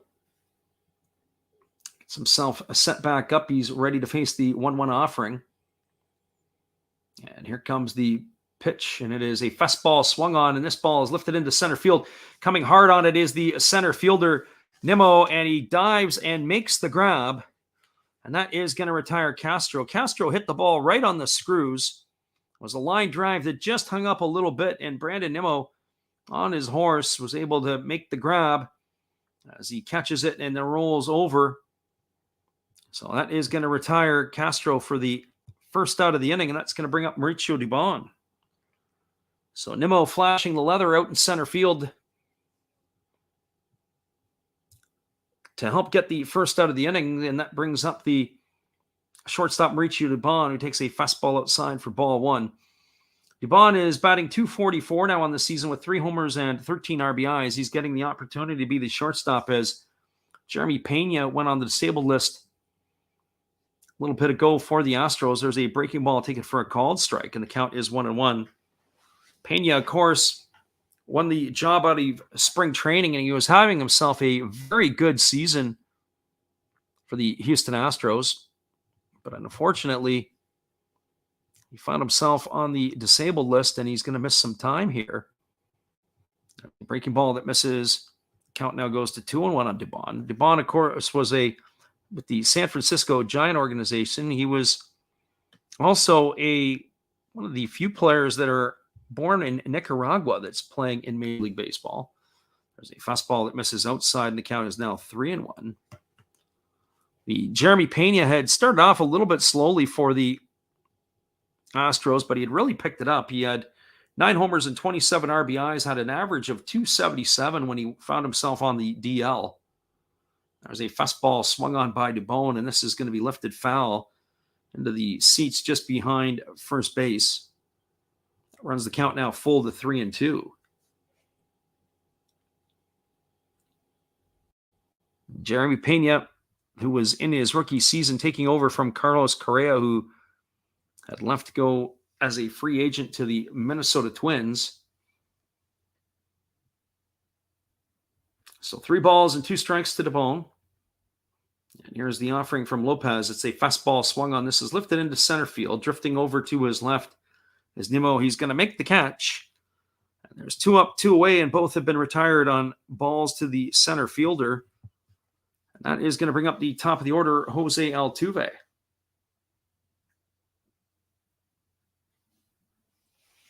For Altuve today, he is officially 0 for 1. He flew out to right field his last time up, but he got the things going in the first inning for the Astros with a leadoff walk, and he came home to score on a RBI double by Michael Brantley. His average sits at .272 on the season. He's got 13 homers and 24 runs batted in. And here's the first offering from Lopez. It's a fastball that misses up and away, and the count is 1-0. So 1 ball and no strikes to Altuve.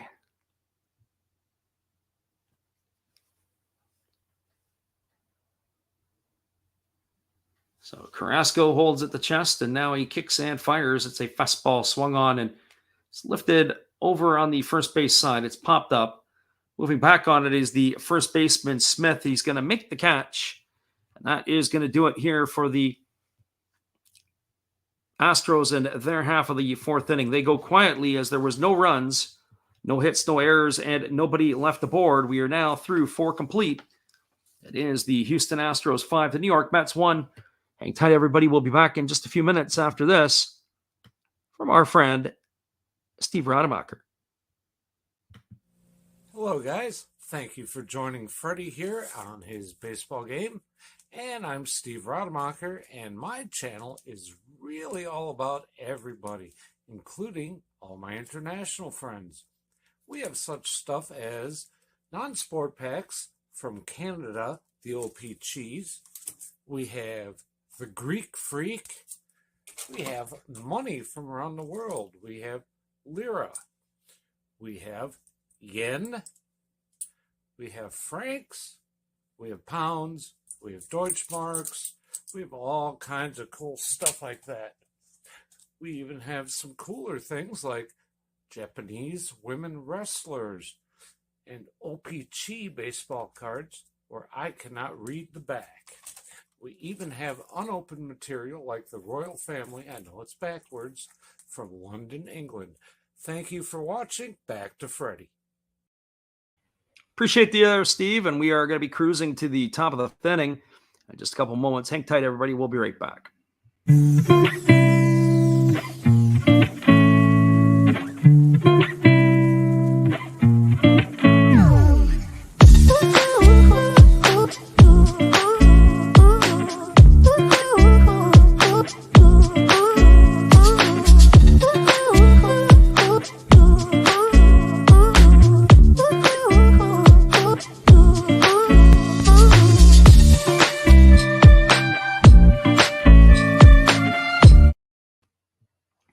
Welcome back, everybody. We are moving to the top of the fifth inning. It is going to be the 6, 7, and 8 hitters to face the right-hander Luis Garcia. That means Mark Canha, Eduardo Escobar, and Dominic Smith. It has been a pretty efficient 4 innings here for the right-hander for Houston. He has only allowed the 1 run, which came back in the 3rd inning. The Dominic Smith double, he was brought around by a sac fly by Brandon Nimmo. And here we go back to the live action as Garcia is ready to get going. He kicks and delivers. The first pitch is a breaking ball, taken for a called strike. The count is 0-1. 54 pitches through 4 innings for the right-hander. He has been very efficient so far today. So Garcia rocks, and now he goes into the motion, and he delivers. There is a breaking ball swung on. It is lifted into shallow right field. Coming in on it is Tucker. He's going to make the grab. That is going to retire Canha on a fly ball to right for out number 1. Just like that, 1 up and 1 away, and that'll bring up the third baseman, Eduardo Escobar. Eduardo Escobar is officially 0 for 1 today as he flew out to the center fielder his first time up. Escobar has bounced around a little bit in the last couple of years. He found himself in a Milwaukee Brewer uniform. He was an all-star last year as a Arizona Diamondback. There was a first pitch fastball taken for a called strike, and the count is 0-1. Between the two teams last year, he had 28 homers and drove in 90 runs. He hit 253. His pace is quite a bit off this year. There's a fastball that swung on and fouled straight back, and the count now is 0-2. So no balls and 2 strikes. Escobar's best years arguably may have been with the Minnesota Twin organization. He was a longtime steady player for them. There was a fastball that swung on and fouled away. Count remains at 0-2 to Escobar.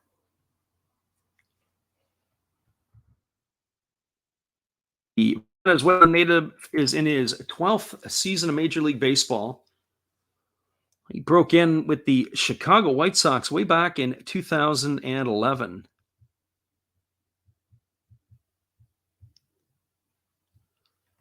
So he had signed with as a free agent. There's a pitch. It's a breaking ball that misses down, and the count is 1-2 to Escobar. He found his way to the Minnesota Twins organization when he was traded with Pedro Hernandez.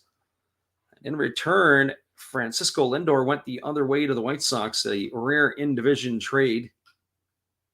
In 2018, he was traded by the Twins to the Diamondbacks for Ernie de la Trinidad, Gabriel Messiel, and Yohan Duran. I don't know the first two players' names, but Duran has been absolutely outstanding. There's a breaking ball that misses down, and the count is now 2-2. I say outstanding, but he's got electric stuff. He's a guy who sits on 100 miles an hour. So here comes the 2-2 pitch. There's a fastball swung on, is lined into center field, and that ball is going to get down in front of McCormick. And so Eduardo Escobar is aboard with a one-out single, and that's going to bring up Dominic Smith.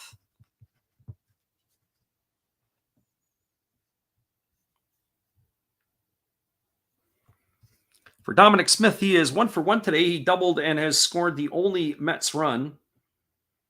He's been able to pull his season average up to 205.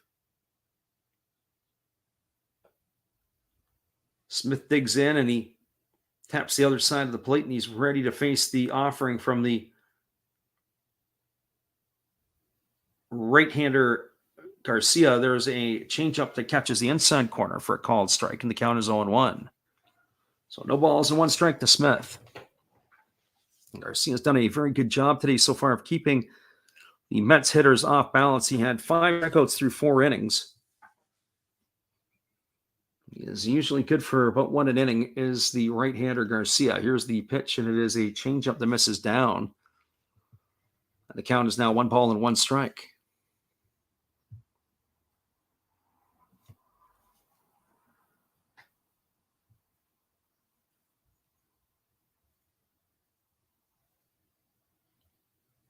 Garcia does not work particularly quick when there's nobody on. He's even slower when there are runners on base. Here comes the 1-1 pitch. There's a fastball that is swung on. This ball is lifted into left field. Moving over underneath it is Yordan Alvarez. He's going to make the grab, and Dominic Smith is retired for out number 2. So 2 up and 2 away. That's going to leave it all up to the catcher, Thomas Nido. For Nido, he is 0 for 1 today. He grounded to the shortstop his first time up. Nido's average has trickled down to 222 on the season. So Garcia gets the sign from his catcher, Castro, and he's ready to go to work.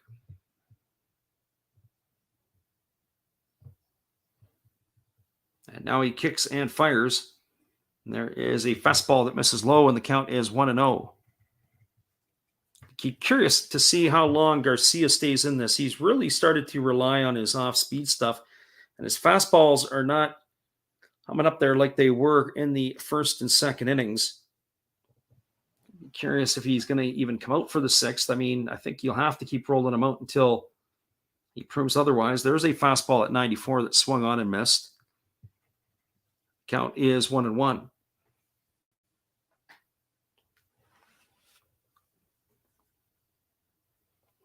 So the right-handed hitting Nido digs himself back into the box, ready to face the offering from Garcia. There's 2 away here in the bottom of the, or checked at the top of the 5th inning. And here's the pitch. It is a fastball that misses outside, and the count is now 2-1. So 2 balls and 1 strike.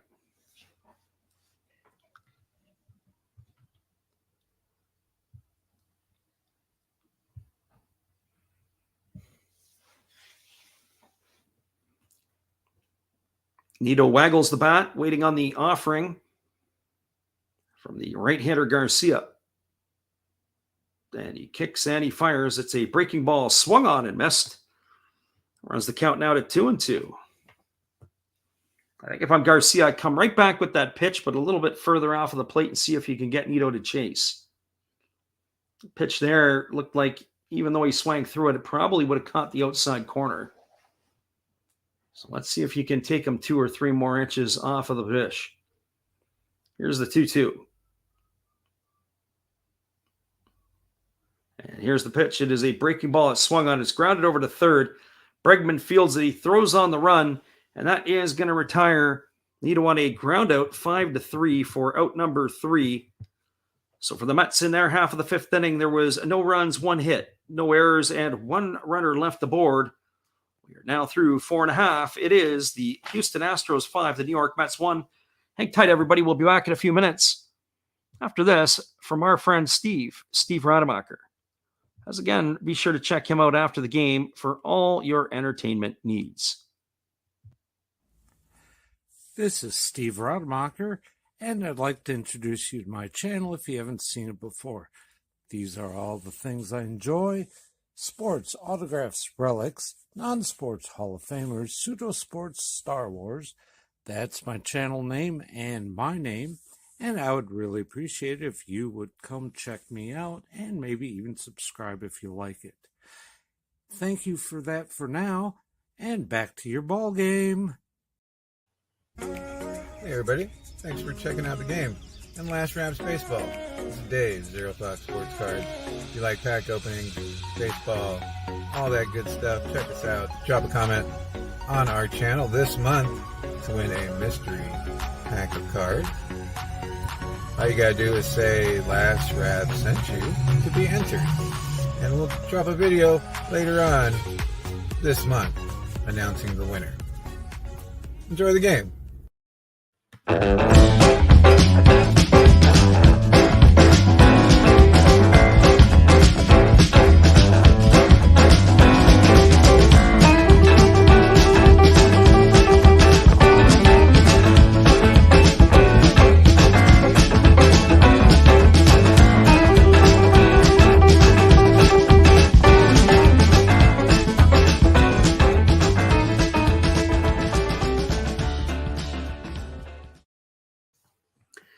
Welcome back, everybody. We're moving to the bottom of the 5th inning. It is a 5-1 Houston lead. It'll be Michael Brantley, Alex Bregman, and Jordan Alvarez to get things going here. And it is a reliever that is in for the Mets in Yoan Lopez as he's come on to replace Carlos Carrasco, who left the game via an injury. As we said, I'm curious to see what they're going to do with Luis Garcia, if they're going to leave him in. They are having a talk with him in the dugout. I say that because he looked like he'd lost some velocity off his fastball in the last inning. And here's the first pitch delivered to Michael Brantley. It's a fastball swung on and grounded foul over on the first base side, and the count is 0-1. So no balls and 1 strike. Brantley today is 1 for 2. He doubled home a run in the first inning. He later came around and scored himself on the home run by Bregman. He's also grounded to short. So officially 1 for 2 in the ball game today. And here's the pitch. It is a fastball that misses outside. The count is 1-1. So 1 ball and 1 strike to Michael Brantley. When I look at this Houston lineup, all that comes to mind are professional hitters, top to bottom. Certainly in the top 6 spots. They are full of guys who can really swing the bat. There's a fastball that swung on. It's grounded to short. It's fielded neatly by Lindor. He throws to first. Is going to retire Brantley on a ground out 6-3 for out number 1. That's going to bring up the third baseman, Alex Bregman. For Bregman today, he is 1 for 2. He homered and knocked in a couple of runs his first time up, and he has lined out to the first baseman. So 1 for 2 for the right-handed hitting Bregman.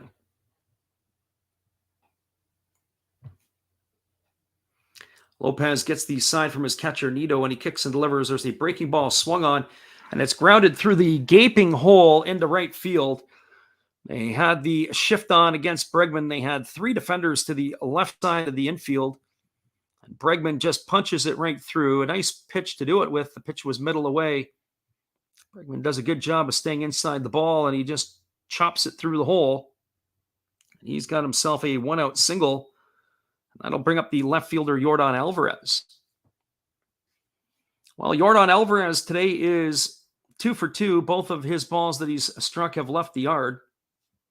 He has hit his 20th and 21st homers. He's now got 51 runs batted in on the season. And here comes the first pitch from right-hander Lopez, and he takes that for a called strike, and the count is 0-1. So no balls and 1 strike to Alvarez.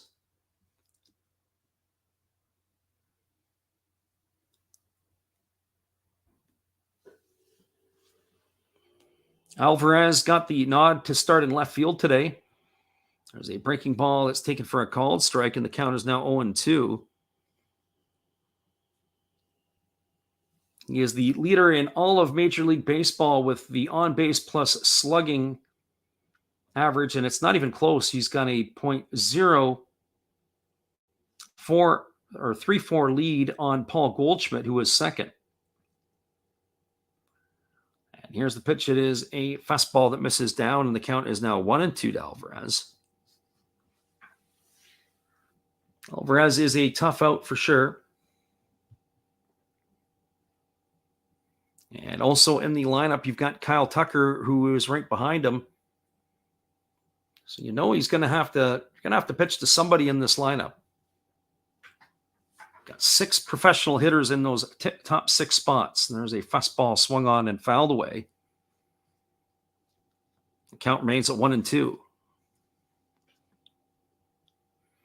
Just as a reminder, tomorrow we will be back on the stream again. We're going to do the Dodgers and the Reds. Game is going to go off at 9:30 Pacific time or 12:30 on the East Coast. So hopefully you can poke your head in and join us again. We'd love to have you here. So 1 ball and 2 strikes it is to Yordan Alvarez, and here comes the pitch, but instead Lopez fires over to first. Getting back in time is the base runner Bregman.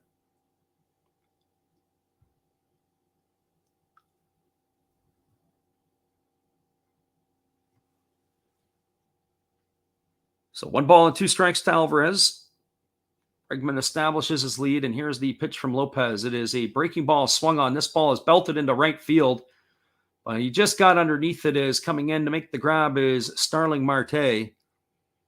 Alvarez got just enough of the ball, but he got underneath it.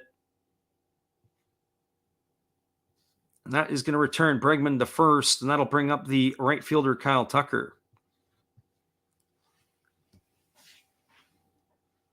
For Tucker, he is 1 for 2 today. He's 0 for 1 today. He walked his last time up, and he has flown out to center field.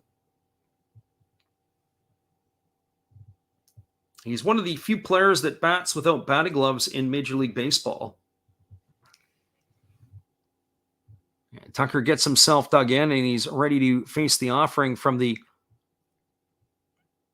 right-hander Lopez. And here's the first pitch. It is a fastball that swung on and fouled away. The count is 0-1 to Tucker.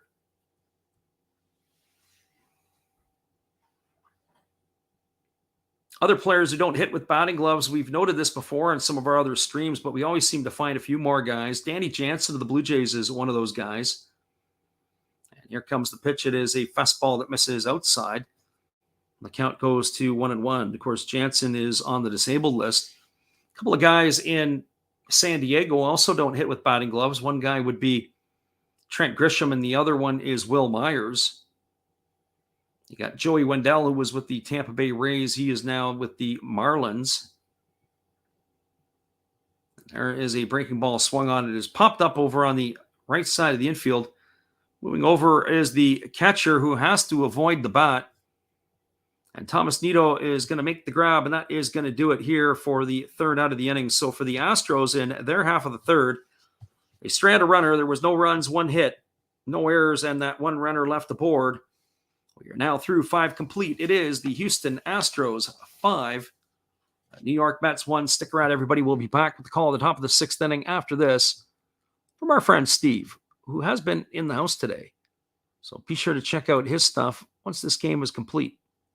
Here you go. Here is Steve Rademacher. Hello, and we'll be right back to Last Straps Baseball after this brief message from me, Steve Rademacher. Thank you all for watching my channel and supporting me. Thank you all for supporting Freddie and Last Straps Baseball. He does an awesome job commentating. And to show you some more stuff that you could see on my channel, We have shiny Pokemon cards. We have Hall of Fame quarterbacks like Brett Favre. We have Bo Jackson playing baseball. That's right. That's his rookie card. Very nice. We even have gold. We have gold. We have wrestlers. That's Rowdy Piper. And yes, we even have Jason Stokes and many ways to destroy him. So now, thank you again. Back to your regular program with your host, Last Reps Baseball. Appreciate you, Steve. We are going to the top of the 6th inning. We'll be back in just a couple moments after this. Hang tight, everybody. We're glad you're with us.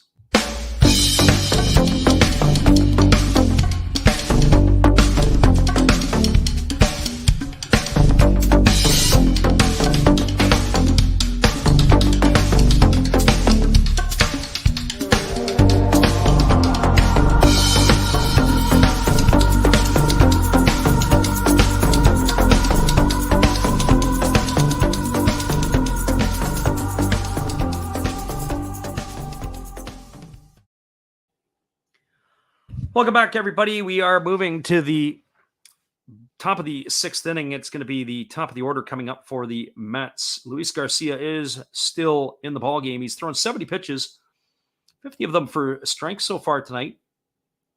He's been very effective, but we did note a little bit of a loss in velocity in the last inning. There was a first pitch at 91 miles an hour that misses upstairs, and the count is 1-0 to Nimmo. Nimmo, Marte, and Lindor to face the right-hander here in the 6th inning. Nimmo is 1 for 1 today. He's also got a sac fly and an RBI. He's driven in the only Mets run to this point. And here's the pitch. It is a fastball that misses upstairs, and the count is now 2-0. So 2 balls and no strikes.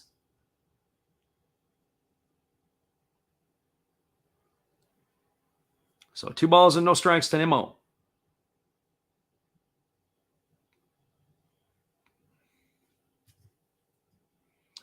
And there is a changeup that misses off the outside corner, and the count is 3-0.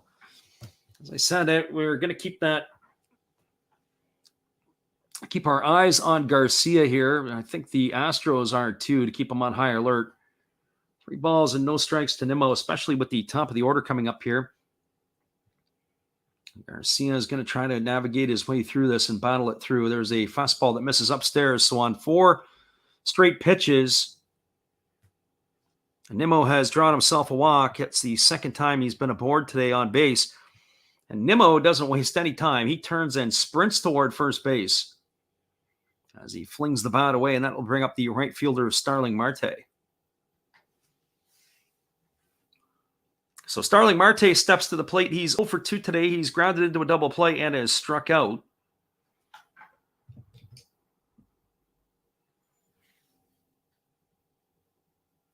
Marte's average is slipped to 275 on the campaign. And here's the offering. It is a breaking ball that drops in for a called strike. Count is 0-1.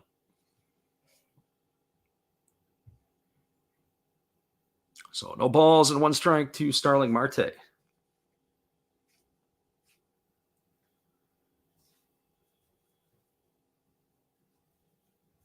Garcia gets the sign from his catcher, Castro, and he delivers. It's a breaking ball that misses off the outside corner. And the count now goes to 1-1. So 1 ball and 1 strike.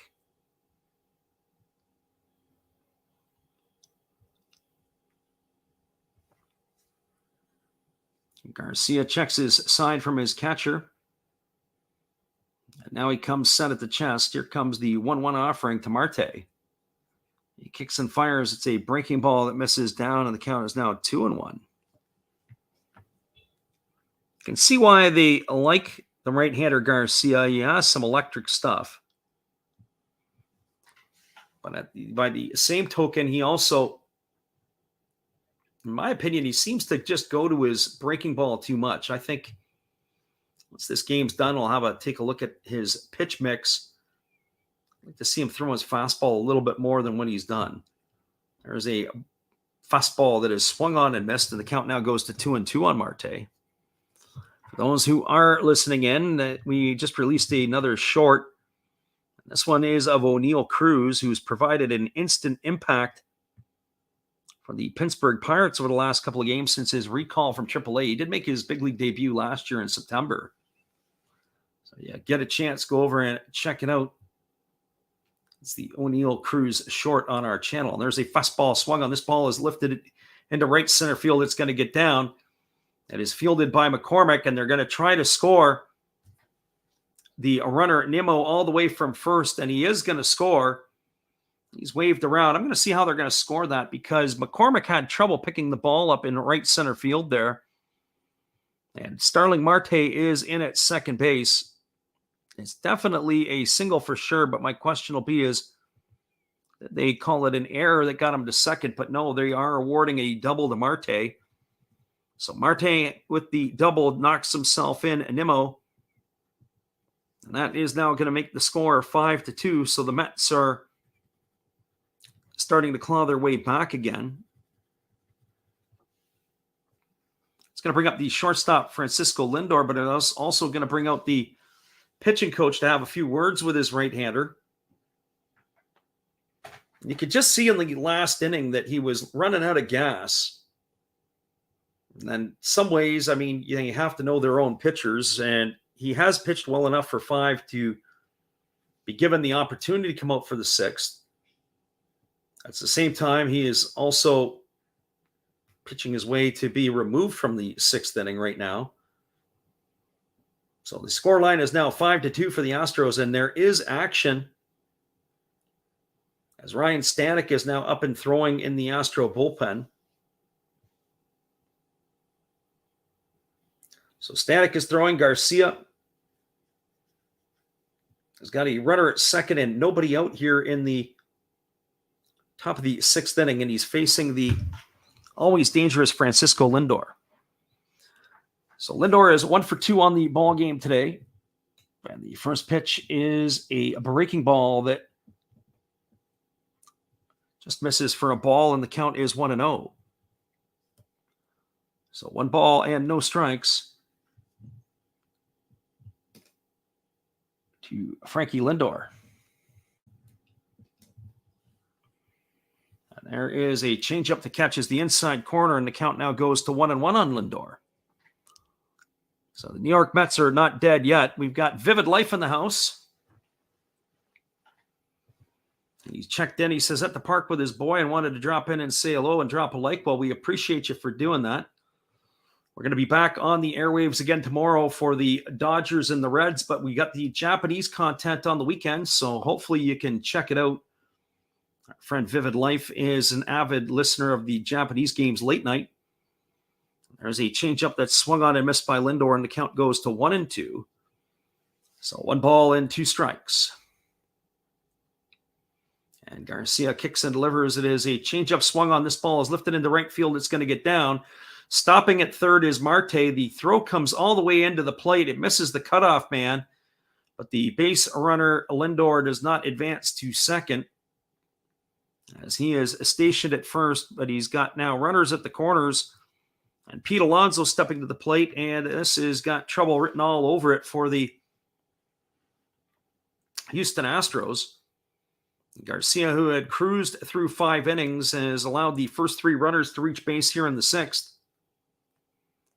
And the polar bear is stepping up to the plate, who is 0 for 2 today. So Dusty Baker is having a word with his pitching coach, but now he's going to come out to the mound, and this is going to be it for the right-hander Garcia. Dusty Baker has seen enough. The Astros are going to be going to their bullpen as Baker's calling for the right-hander. And that is going to be it for Garcia as his day is now over. So with that being said, we're going to take just a mini break here. It is a 5-2 ball game now here in the top of the 6th inning. The Astros have got themselves in a little bit of trouble, and we'll be back in a couple moments as we'll get this pitching change. Hang tight, everybody. Glad you're with us. Hey, everybody. Thanks for checking out the game and Last Raps Baseball. It's today's Zero Thought Sports Cards. If you like pack openings, baseball, all that good stuff, check us out. Drop a comment on our channel this month. to win a mystery pack of cards. All you gotta do is say Last Wrap sent you to be entered. And we'll drop a video later on this month announcing the winner. Enjoy the game. Welcome back, everybody. There is a pitching change going on in Houston. We'll have to get confirmation, but we believe it's going to be Ryan Stanek coming into the ballgame. Hang tight. We'll be with you in 30 seconds, and we'll get you all the specs after this.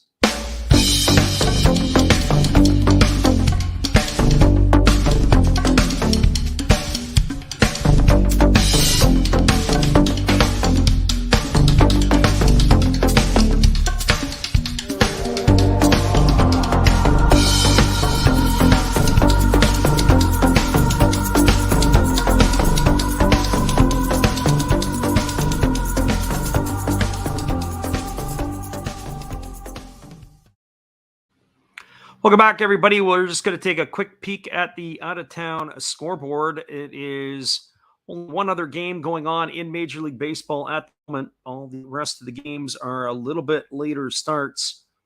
Actually, the Phillies and the Rangers are just about to get going, and Arizona San Diego is not that far away. Right now, in is a 7-1 lead for the Toronto Blue Jays. They are in the Windy City. They scored a run in the first, a run in the third, and they jumped on the White Sox for 5 in the fourth. They currently have a 7-1 lead. Alejandro Kirk had knocked in the first 2 runs of the ballgame for the Jays. He had a home run in the third inning, a solo shot. But the big blow came in the fourth inning by Bo Bichette, who hit himself a grand slam.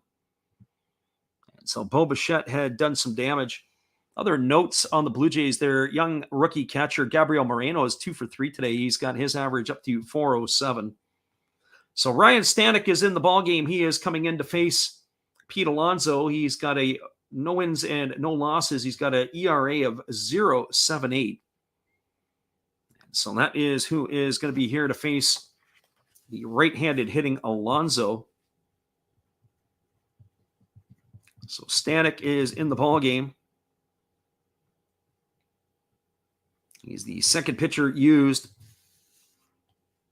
today by the Houston Astros. So runners are at the corners. Marte is at third. Lindor is at first. And here's the pitch. It is a fastball swung on and missed. And the count is 0-1 with that swing. It looked like Alonso was wanting to tie the game up with one swing of the bat. That ball just popped out of the mitt of the catcher, Jason Castro. Runners did not advance. So here's the offering from Stanek. It's a fastball that swung on it, is lifted into deep right field. Moving over underneath it is Tucker. He's going to make the catch. It's deep enough that it's going to tagging is Marte. He is going to score, and the score is now 5-3. So that's going to be a sacrifice fly to 9. Alonso's going to get himself an RBI, which is his 66th of the campaign. And that is going to be the first out of the inning, and that'll bring up Luis Guillorme, who will be batting with Francisco Lindor as the runner at first. So 5-3 is the scoreline now in Houston. And Guillorme steps up to the plate.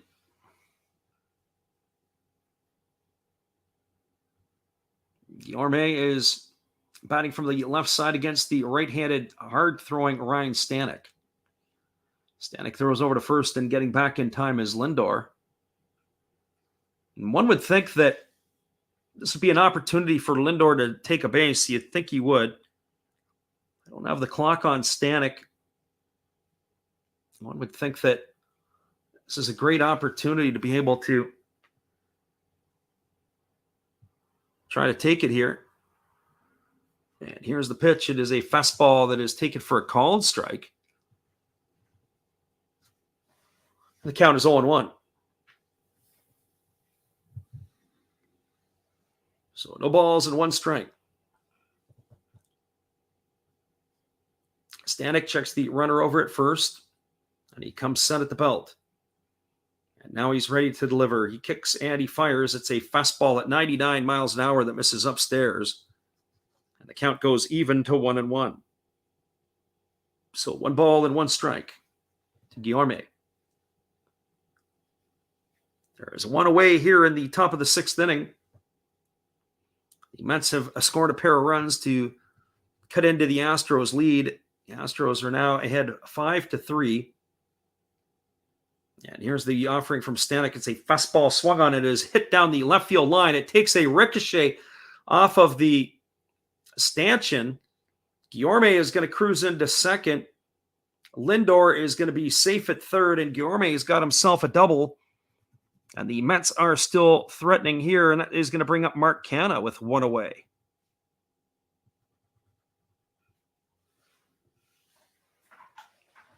So Guillorme with a 1-out double. Canha steps to the plate. He is 0 for 2 today. He has struck out, and he has flown out to right field. One would have to think that the Mets have got to get at least 1 more run here. Any ball hit to the right side of the infield might even be able to score them 2. Canha's average has slipped to 288 on the season. So Ryan Stanek, who has been having himself a great year, has got himself in a little bit of a pickle here, and there's a breaking ball that misses upstairs, and the count is 1-0 to Canha. So 1 ball and no strikes.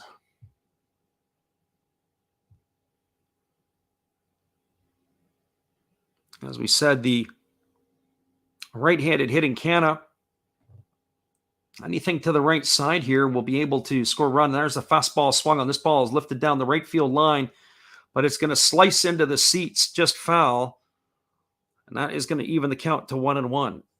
Anything on the ground will get 1 in and possibly even 2. They have the shift on them to the left side of the infield. But pretty much all of the action is going to be able to score some runs if you can hit that ball through the 4-hole. You should be able to get both of those runners in. So here comes the 1-1 offering.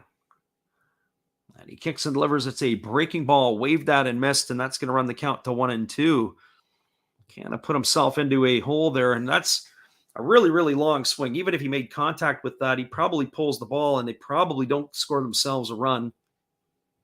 Shortening it up, trying to go the other way with it is the option here because they've given him the 4-hole.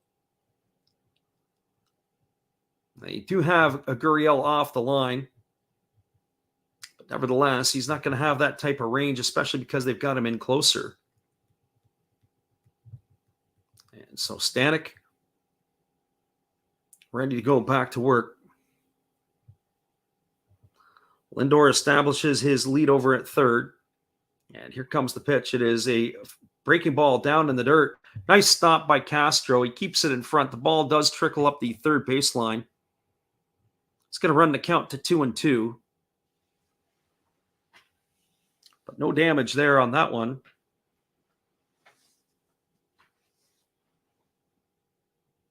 Again, a decent stop by Castro. He keeps that ball in front. Lindor had nowhere to go.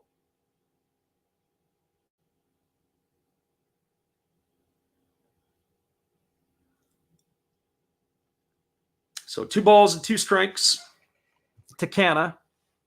There's 1 away here in the top of the 6th. It's a 5-3 game for Houston. The runners are at second and third, and Stanek holds at the belt. He kicks and delivers. It's a breaking ball that misses down, and the count now goes to 3-2. So 3 balls and 2 strikes.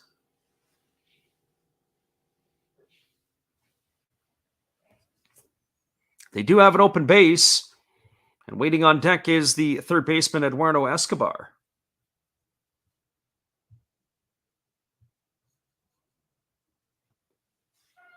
So Stanek checks his sign with catcher Castro.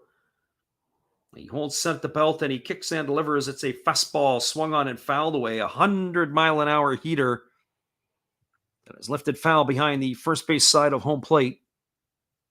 And we're going to do this all over again.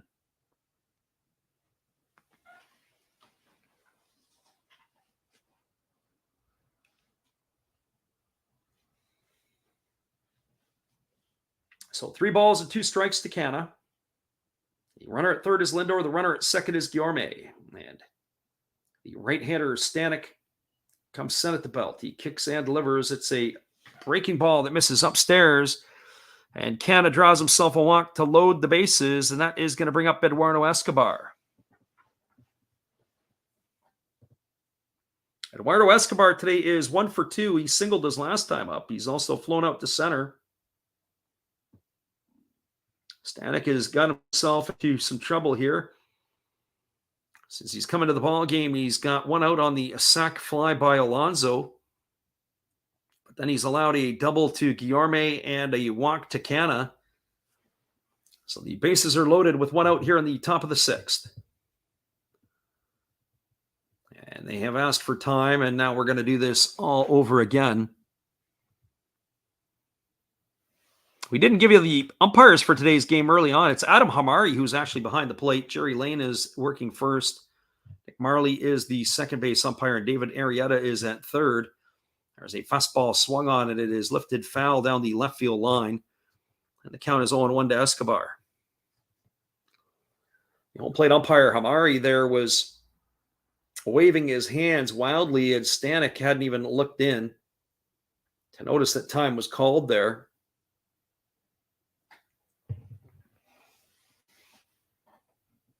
So here comes the 0-1 offering to Escobar, and there is a fastball swung on. It is popped up on the left side of the infield. The infield fly rule is in effect.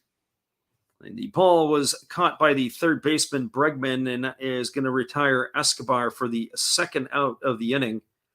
It's going to leave it all up to the first baseman, Dominic Smith.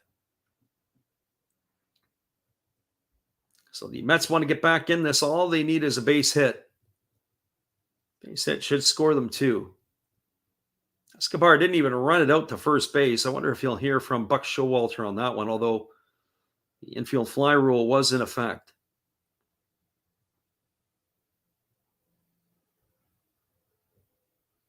So here comes the first offering from Stanek. It's a fastball at 100 miles an hour. Taken for a called strike, and the count is 0-1. So no balls and 1 strike to Dominic Smith. Smith is 1 for 2 today. He doubled and scored a run his first time up. He's also flown out to left field. There's a breaking ball down in the dirt. The home plate umpire, Hamari, says that Smith actually took the swing, and now the count goes to 0-2. So no balls and 2 strikes. We're going to look at that again on the replay. That pitch bounced off the plate, and yeah, Smith did look like he offered. He got a different angle on it, and I'll say for sure he offered on that one. He tried to hold up, but he couldn't do it. So no balls and 2 strikes. Now here's the pitch. It is a fastball that misses up and away, and the count goes to 1-2 on Smith. So 1 ball and 2 strikes it is.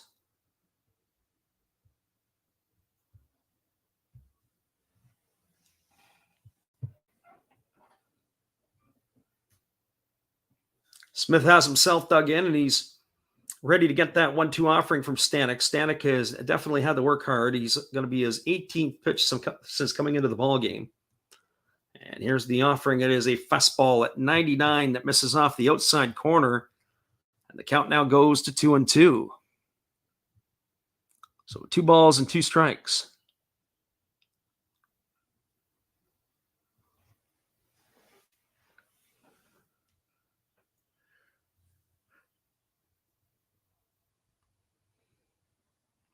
So Smith digs himself in, and he's ready for the offering from Stanek. And there is a changeup that is swung on and missed.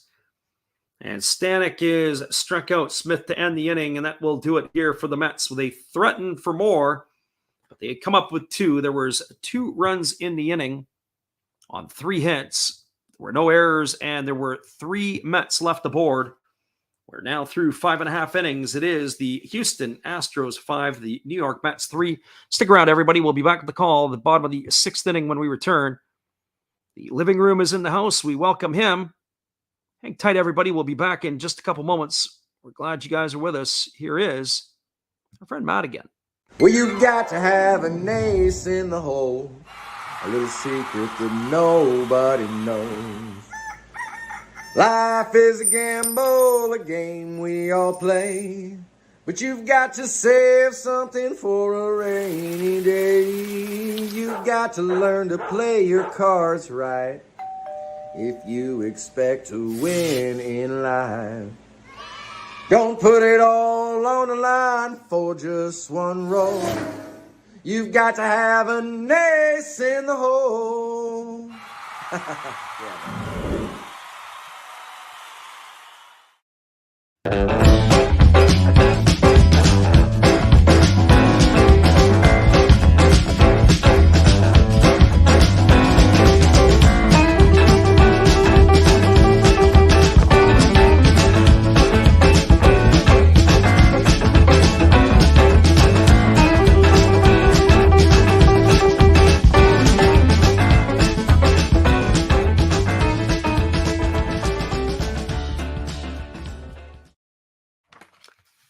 Welcome back, everybody. There is going to be another pitching change for the New York Mets. It is going to be Tommy Hunter coming into the ball game.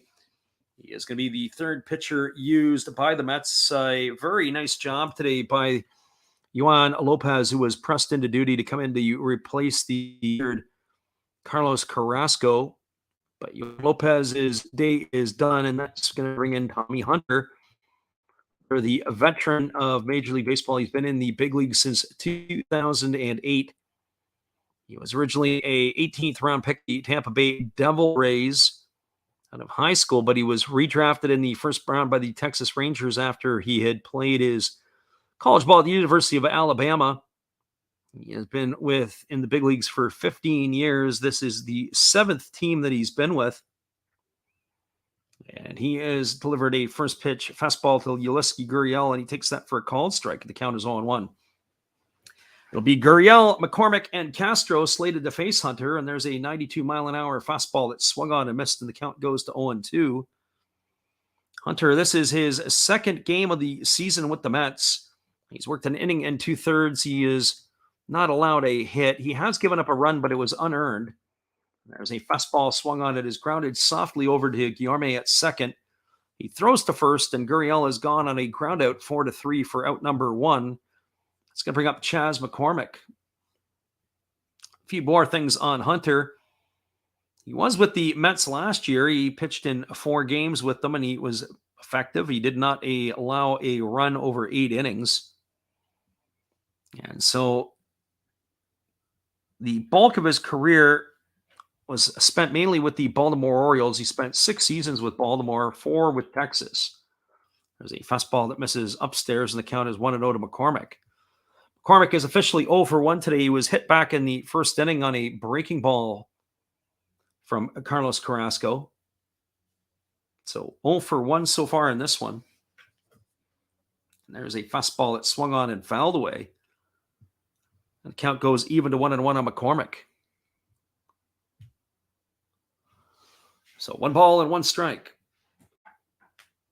This game has tightened up in Houston after the Astros jumped off to a 4-0 lead in the first inning. Since then, they've been outscored 3-1. There's a fastball swung on and missed, and the count now goes to 1-2.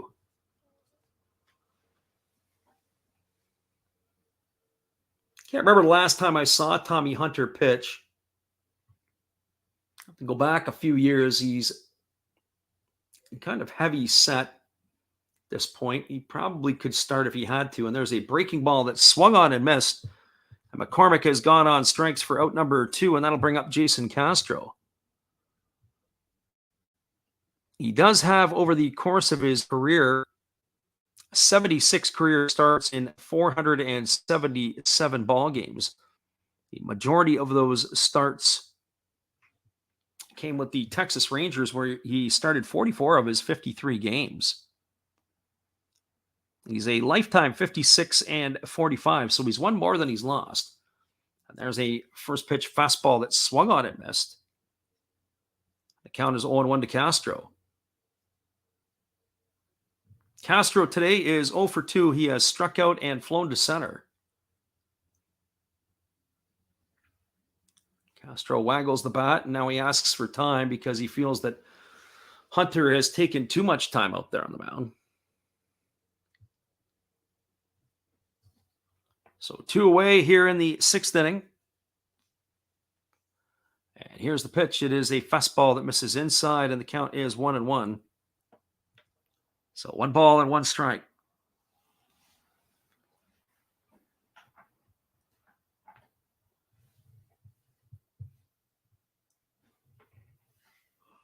And here's the offering from Hunter. It's a fastball that swung on and missed, and that's going to run the count to 1-2. So 1 ball and 2 strikes to Jason Castro.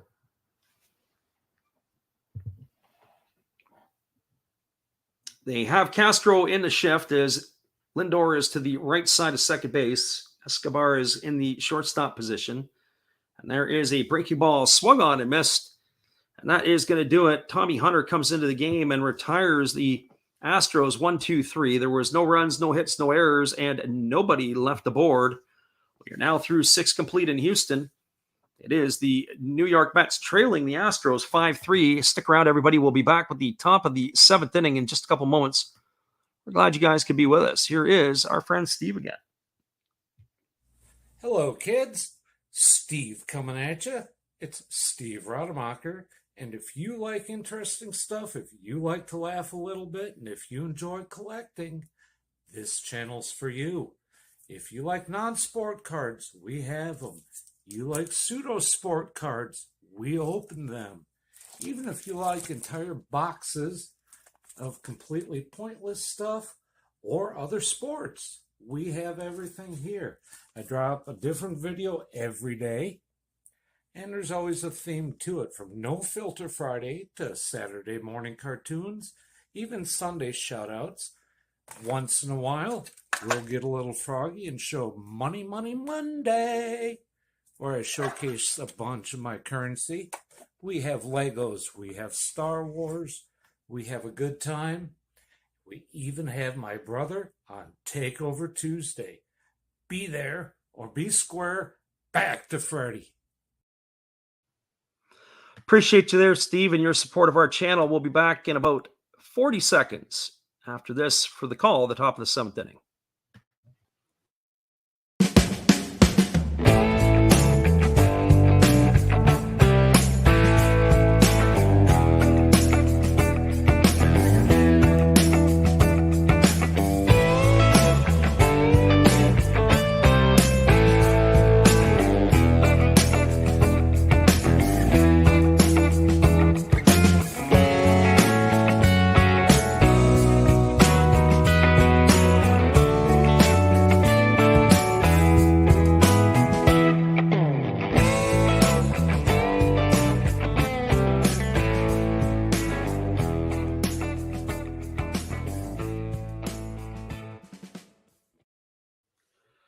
Welcome back, everybody. We are moving to the top of the 7th inning, and it is going to be coming up for the Mets here in their half. It'll be Thomas Nido, it'll be Brandon Nimmo, and Starling Marte. We do have a pitch change for the Houston Astros as they're going to their 3rd pitcher of the ballgame. It's going to be Hector Neris. He is coming on in relief. So Neris is entering the ballgame. The specs on Neris, he is 1-3 on the season. He's got an ERA of 4.13, and he is taking over here for Ryan Stanek, who came into a tough situation and able to finalize and close the deal in that last inning. So Neris on in relief, and the first pitch is a fastball that is swung on and missed, and the count is quickly 0-1 to Nido. There is a breaking ball that misses down, and the count is 1-1. This is the year that Neris is with the first year that he is in a Houston Astro uniform. He was originally a Philadelphia Philly for the first 8 years of his career. There was a fastball swung on. It's tap foul over the base side. It's picked up in foul territory by Bregman, and he flips it into the seats, and the count now is 1-2. And Neris with the Philadelphia organization, he was 21-29 for his career. He had appeared in over 400 games for the Phillies, and he pitched to a 3.42 ERA. His numbers are up slightly here in Houston this year. And here's the offering. It is a fastball that is swung on, lifted into right center field. Drifting over to his right is Tucker, and he's going to make the catch. And that is a 1 up and a 1 away, and that is going to bring up Brandon Nimmo.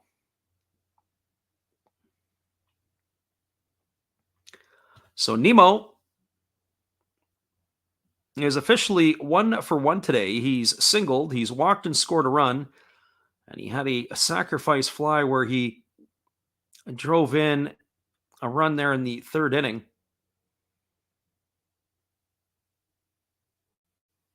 So we've got Brandon Nimmo stepping in here to face the offerings from Neris. And the first pitch is a fastball that misses up and away, and the count is 1-0. So 1 ball and no strikes to Brandon Nimmo. And his career against Neris, he is 4 for 8. As they used to play in the same division, he saw this fella regular. There's a fastball that misses down, and the count is 2-0. Haven't really seen a whole lot of Nimmo in his career. He has definitely had some injury issues. So we've never really seen a whole lot of this young hitter who was their top pick. There was a first fastball that's taken for a called strike. The count is 2-1. We have seen the Mets play. He's never usually in their lineup. But I can see why the Mets liked him well enough to take him as the first-round pick out of Cheyenne, Wyoming many years ago. And here's the pitch. It is a fastball taken for a called strike, and the count is now 2-2.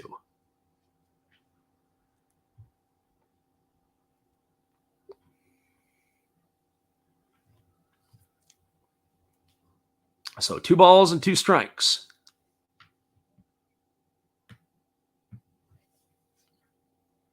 And here comes the offering from the righty Neris. It is a fastball swung on and fouled away. And the count's going to remain at 2 balls and 2 strikes.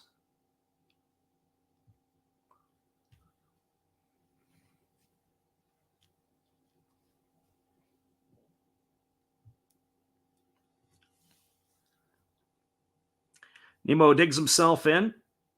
He's got himself choked up a little bit off the end of the bat.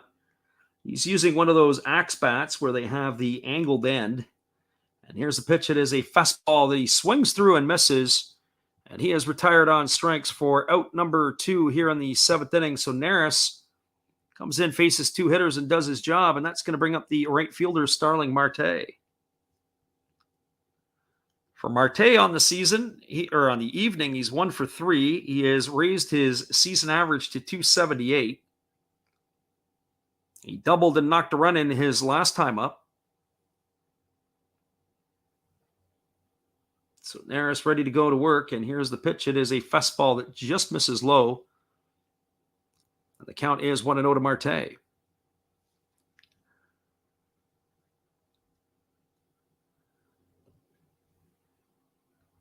So Marte waggles the bat, and here's the pitch. It is a fastball that misses down and away. The count is now 2-0. So 2 balls and no strikes.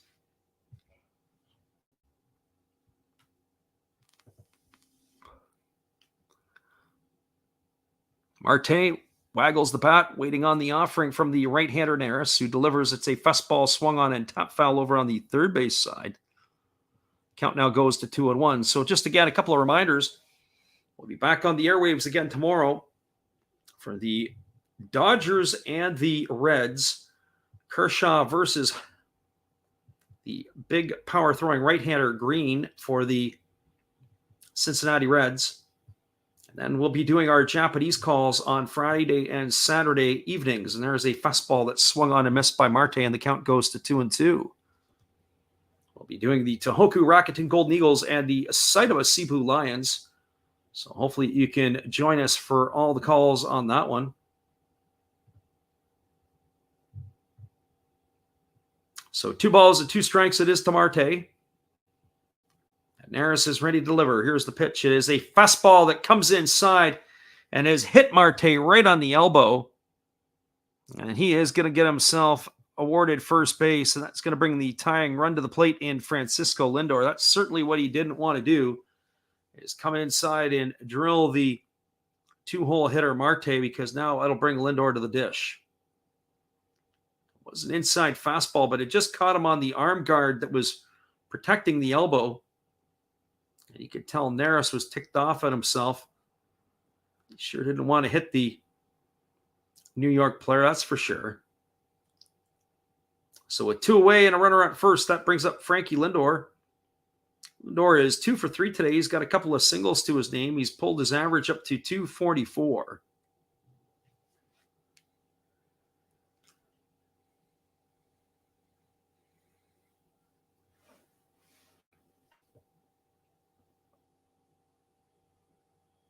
And here comes the offering. It is a fastball swung on. It is grounded into shallow right field, but right to Jose Altuve, who is standing in shallow right field. He makes the play. He throws to first, and that is going to retire Lindor on a ground out 4-3 for the third out of the inning. The New York Mets strand a runner.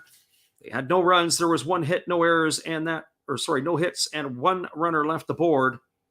We are now going to the bottom of the 7th inning. It is the Houston Astros 5, the New York Mets 3. Stick around, everybody. We'll be back with the call in just a few minutes. We're glad you guys could be here with us. Hold tight. Here's our friend Steve again. Domo arigato. Sorry if I mispronounced that. I'm new at this. Thank you for watching Last Raps Baseball. Tell all your friends and family to come check him out, ask some questions during the telecast, and give him a good sub and a thumbs up. And this is Steve coming back at you, and some new things on my channel. Star Wars figures that everybody likes. We have Mad magazines from the 1970s. We try to avoid the Noid. And for your pleasure, once in a while, we can open up Michael Jackson if you want, the cards. We have Elvis. We have Sadahar O. We love everything that is everything, so we even have the Beatles fighting with lightsabers. Look at that, John and George. Once in a while, we'll even have my brother take over my channel on a Tuesday. So once again, everybody tell your friends, come see Freddie at Last Raps Baseball. And right now, I'm going to kick it right back to you, Freddie. Thanks again, Steve. We'll be back in 30 seconds. Check this out. We'll be right back.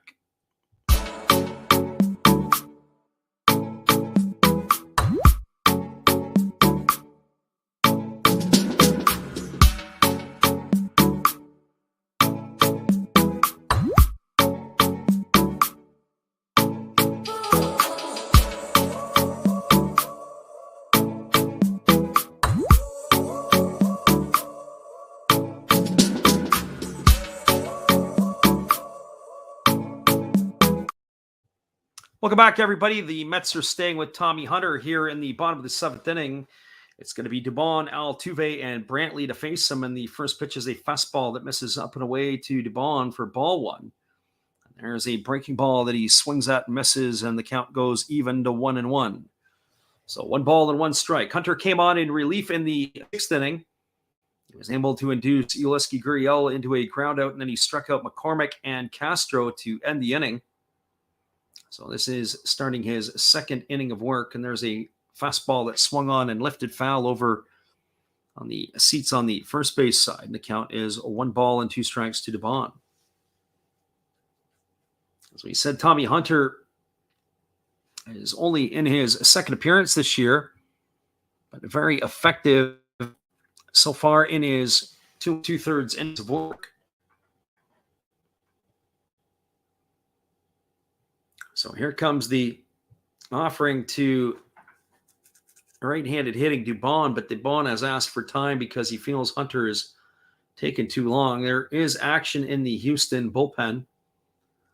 As we anticipate, there may be a lot of action from here on out. There's a fastball swung on. It's tapped over the head of the pitcher, and they're going to have to hurry to get him, and it is not going to be in time as Dubon is going to get himself a Baltimore chop single over the head of the pitcher. It'll be an infield hit for Dubon. And that'll bring up Jose Altuve. they're going to have to try to manufacture themselves a run here. Are the Houston Astros to give themselves that 3-run cushion again. Curious to see how they're going to play this out. We got to look at that on the replay. That was a bang play. I thought it wasn't going to be any doubt that Dubon was safe. But upon further review, that was closer than what it seemed. They're not going to review it, though. And here's the first pitch to Altuve. It's a fastball swung on his belted deep center field. Going right back onto the warning track is the center fielder, Nimmo, who makes the catch. And he fires it back in. A nice job by Nimmo racing back on the ball to be able to make the grab. That is going to retire Altuve on one swing of the bat for the first out of the inning.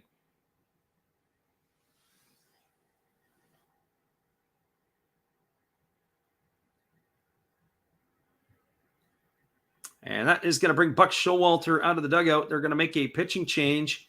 And that is going to be it for Tommy Hunter. So Hunter comes in and retires 4 of the 5 batters that he faces. And that is they're going to go to the bullpen. And we're going to take a little break here as Michael Brantley will be coming to the plate. So stick with us, everybody. We'll be back after this. We appreciate you all being here to check us out. Whether you're live or on delay, it is a 5-3 Houston lead. We are here in the bottom of the 7th inning. Hang tight, everybody. Well, you've got to have an ace in the hole, a little secret that nobody knows. Life is a gamble, a game we all play, but you've got to save something for a rainy day. You've got to learn to play your cards right if you expect to win in life. Don't put it all on the line for just one roll. You've got to have an ace in the hole.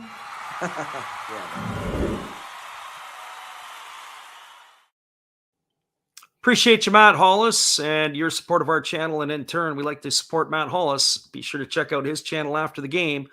We'll be back in just a few minutes after this. The call of the bottom of the 7th inning.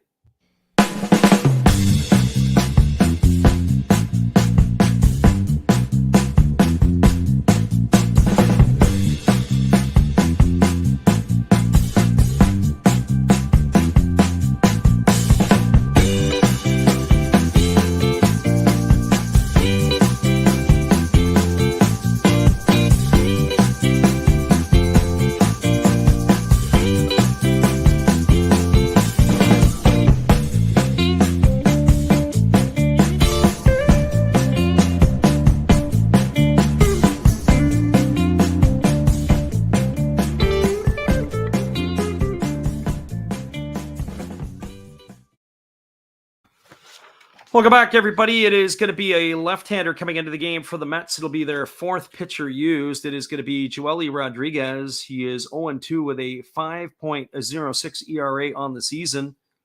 He's going to be coming in to face Michael Brantley.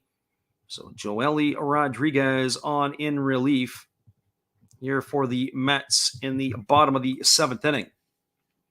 So Rodriguez taking over, and he's ready to face Michael Brantley. And the first pitch, it is a fastball swung on and grounded foul. Just past the first base bag, and the count is 0-1. There was no mystery there for Brantley. He was right on time with that pitch. He was, in fact, a little bit early. He was geared up and looking for that first pitch fastball. So 0-1 it is to Brantley. The runner at first is Dubon. He reached on the infield single. Now, Altuve had flown out to center, and then they went to the bullpen to make the change to come and get Tommy Hunter out of there. So here comes the pitch, but instead they throw over to first base, and getting back in time safely is Brantley.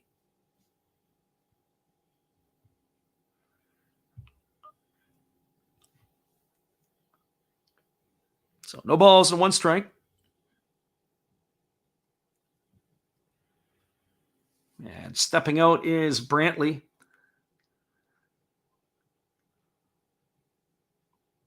Now he's ready to get back in and go back to work.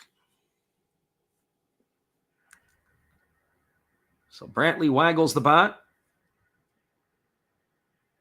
And here comes the pitch. It's a fastball that misses upstairs, and the count is 1-1. So 1 ball and 1 strike.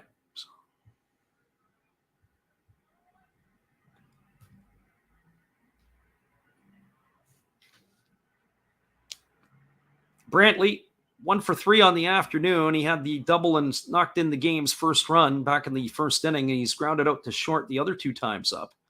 He takes a changeup inside, and the count now goes to 2-1. There's nothing more that drives coaches crazy as lefties who come in and can't get the lefties out, because it'll be Bregman and Alvarez to follow, and if he has to face, because Rodriguez, at least 3 batters in the inning before he's pulled, he can be changed in between the innings. So here comes the offering. It's a fastball taken for a called strike, and the count now goes even at 2-2 to Brantley. So 2 balls and 2 strikes.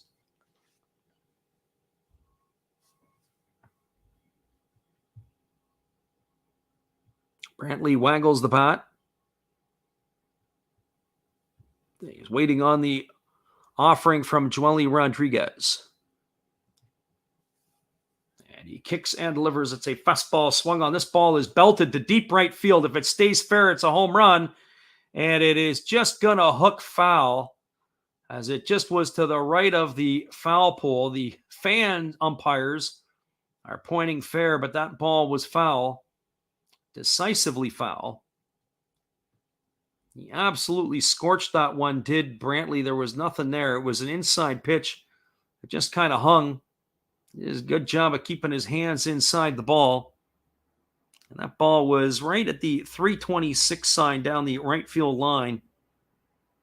Keeps the count now at 2-2, and is going to be done all over again here with the pitch from Rodriguez. So Rodriguez holds at the belt, and now he kicks, and instead he throws over to first, and getting back in time is Dubon. So Brantley, excellent job of being able to keep his hands inside the ball to turn on that pitch.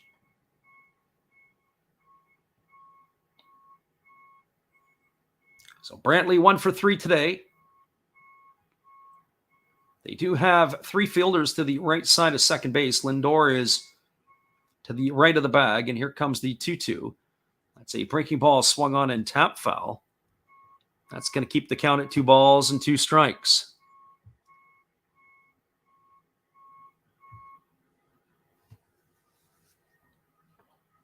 Dubon is the runner at first. The Astros are looking to add to their lead.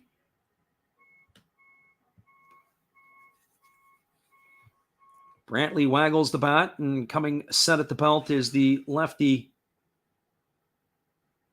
Rodriguez. He kicks and fires. It is a fastball swung on. It is popped up over on the first base side. Coming over is the first baseman, Smith. He's going to make the catch. And that is going to retire Brantley. Just got underneath it, and just underneath it. And that is going to be, he's going to be gone for out number 2, and that'll bring up Alex Bregman to the plate.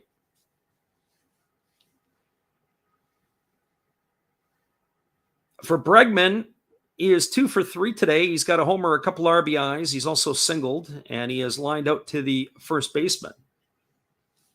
So for 2 for 3 for Bregman, he has lifted his season average to 229.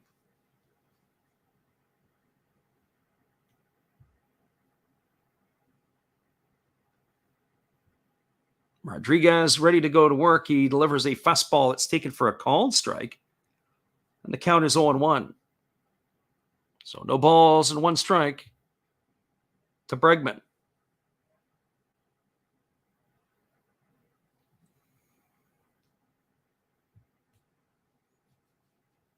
Rodriguez gets the sign from his catcher, Anito.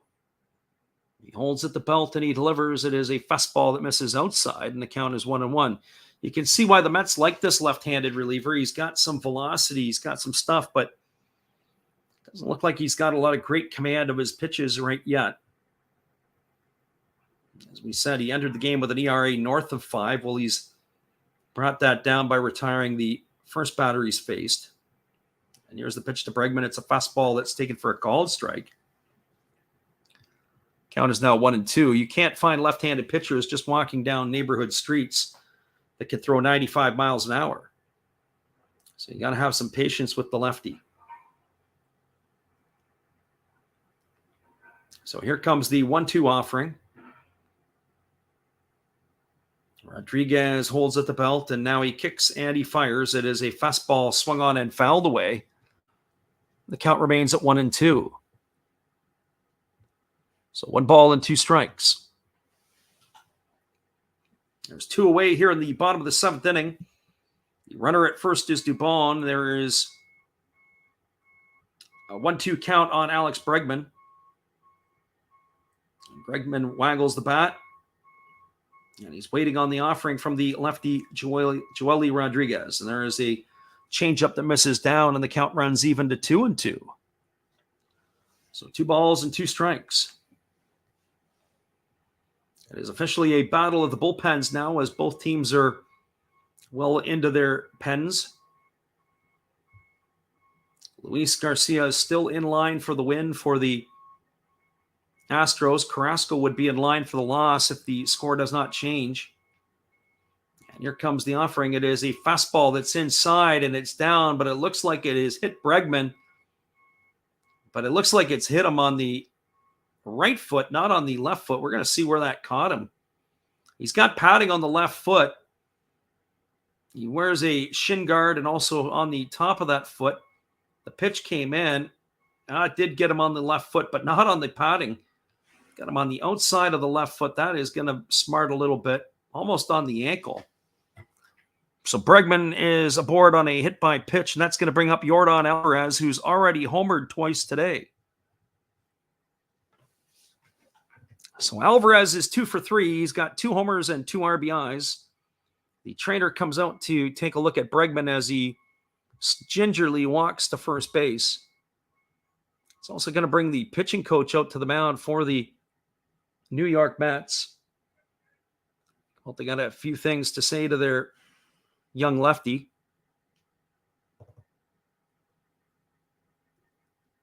Bregman is still wincing in a little bit of pain. I don't know if it's sometimes theatrics by the runner. Certainly they won't be stealing in this situation, when one would think, with the runners at first and second and 2 away with the big fella Alvarez at the plate.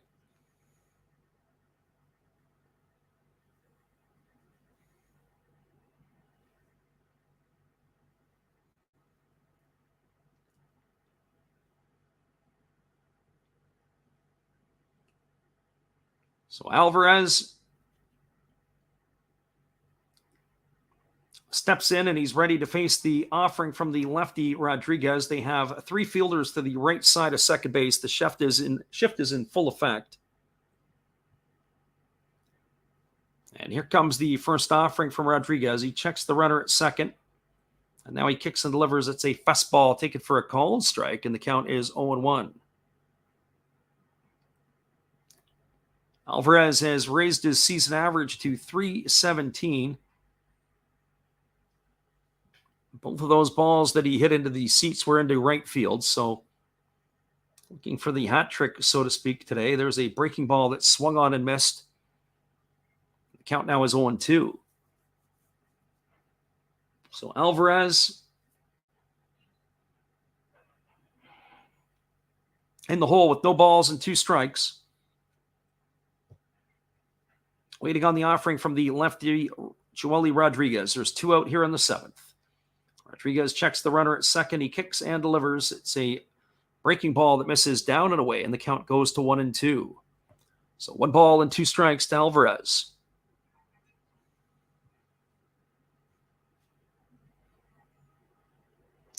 Dubon establishes his lead at second. Runner Bregman has his at first, and here's the offering. It is a breaking ball swung on. It is tap foul over on the first base side. That keeps the count at 1 ball and 2 strikes to Yordan Alvarez. It's a pretty healthy crowd in Houston. For this one here today, it's a getaway game. Time you get those afternoon crowds, sometimes it's a sparse crowd, but this one here, pretty good attendance so far today on this one. And here's the pitch from Rodriguez. It is a changeup taken at the knees for a called 3rd strike. Alvarez goes down looking for out number 3 here in the inning. The Astros threaten, but they don't score, unable to put extra runs on the board to pad their lead. They had no runs on one hit. There were no errors and 2 runners left on base. We are now through 7 complete. It is Houston Astros 5, the New York Mets 3. Stick around, everybody. We got 2 more innings of baseball coming down the stretch for you here in just a couple minutes. Here is our friend Matt. Good evening, ladies and gentlemen. Namaste. Hey, I hope you guys have been enjoying the game. My name is Hollis. I've got a YouTube channel called Another Hollis Build. I love baseball cards. I open up brand new product for you guys. I open up old stuff. I do breaks. I do auctions. All kinds of stuff concerning baseball. I'm Friars faithful, Padres to the end. I also love Garbage Pail Kids and my animals. I have a ton of animals. It's like a mini petting zoo here around my house. I also love my city. San Diego, baby. I take you all around the city and show you what's up. If you guys dig stuff like that, cruise on over and check it out. It's Another Hollis Build. If you dig it, subscribe. I'd really appreciate to have more follow me along on the journey. Hey, either way, you guys have a wonderful day or a beautiful, beautiful evening. No matter which one it is, make sure that you make it great, my friends. Big up Last Raps Baseball. Yeah, Freddie, let's go. One love and peace. Yeah, man.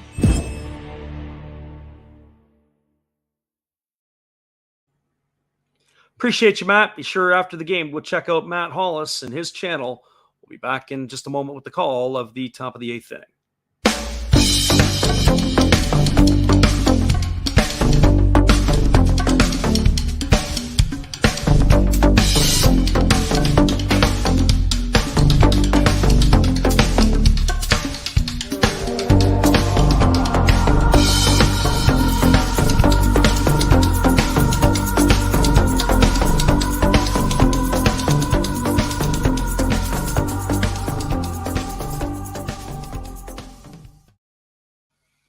Welcome back, everybody. We are moving to the top of the 8th inning, and it is going to be the heart of the Mets batting order coming up. It'll be Pete Alonso, Luis Guillorme, and Mark Canha. And they are going to be looking at, well, it's scheduled to be coming to pitch is Hector Neris, but we anticipate that they could be going to the bullpen yet again are the Astros. We haven't got word or confirmation, but it is going to be Montero now entering the game. We'll get you the specs on the righty for the Astros in just a minute, but the first pitch is a 96-mile-an-hour fastball that misses up and in for ball 1. This is Rafael Montero. He is 2-0 on the season. He's got a 2.03 ERA in 28 games. There's a fastball taken for a called strike, and the count now goes to 1-1 on Alonso. So for Montero, he is the 4th pitcher used on the afternoon by the Astros. He's getting a chance for a hold here, and here comes the offering. It is a fastball that misses off the outside corner, and the count is now 2-1 to Alonso. For Alonso today, he is 0 for 2. He struck out twice and had a sac fly, knocking in a run back in the 6th inning. And here comes the pitch. It is a fastball swung on and fouled away. And the count is now 2-2. So 2 balls and 2 strikes.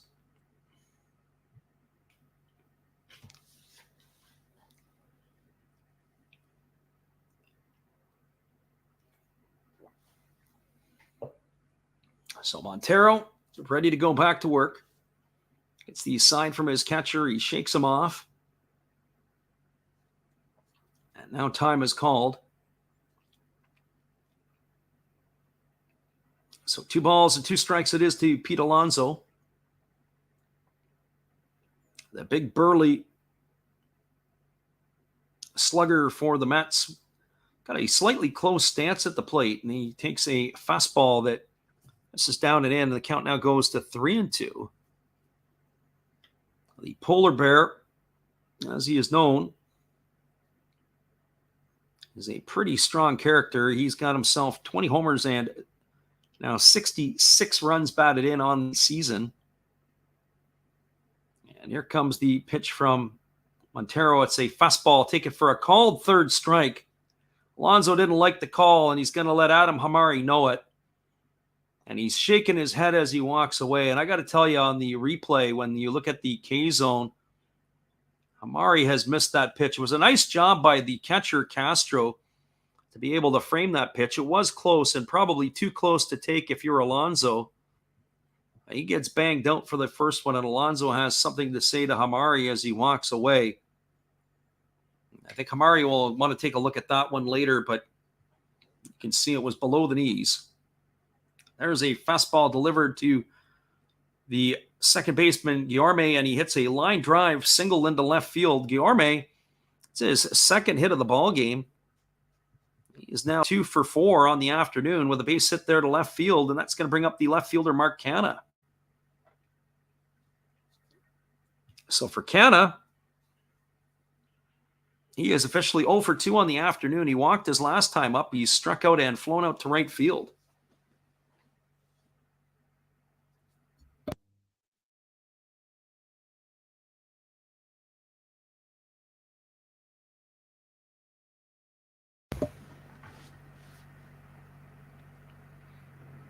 And here we go with the first offering to Canha as Montero comes set at the chest. Now he kicks and delivers. It's a fastball taken for a called strike, and the count is quickly 0-1. Canha in his career against the right-hander Montero is 2 for 6.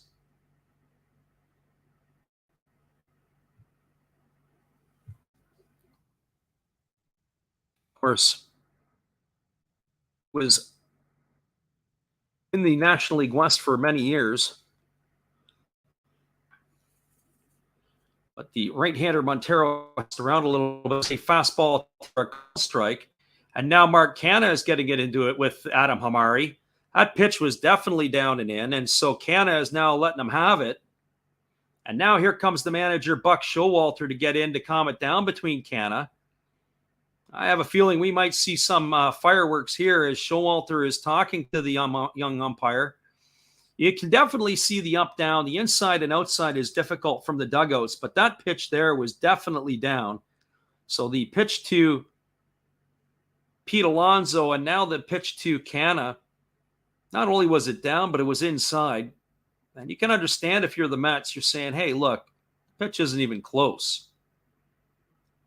So no balls and 2 strikes. Of course, if you're an Astros fan, you're loving it right now. Canha's a veteran, a longtime veteran, and he's letting the umpire have it.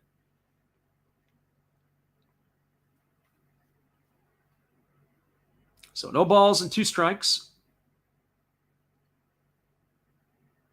Let's say for most of the game, it's been fairly decent from Hamari, and there is a pitch in pretty much the same location, except over the plate. And why not go back to it again if you're the pitcher, Montero? This time the umpire calls it a ball, and the count is 1-2. Might as well give him another one right there and ring him up and then watch the fireworks happen. But if you're the Mets, you want to try to keep your composure right now because the tying run is at the plate with one away here in the 8th inning. And here's the offering from Montero. It's a fastball that misses down, and the count is now 2-2. So if you're Canha, in his mind, he's thinking, geez, that's 3-1 right now. Instead, it's 2 balls and 2 strikes.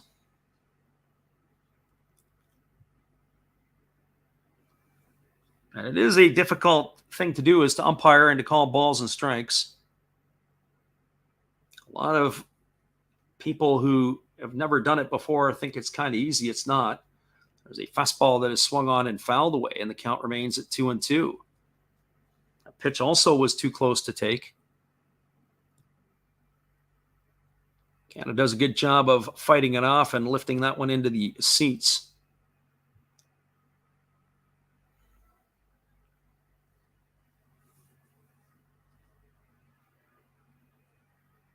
So 2 balls and 2 strikes. We're going to see the pitch all over again here.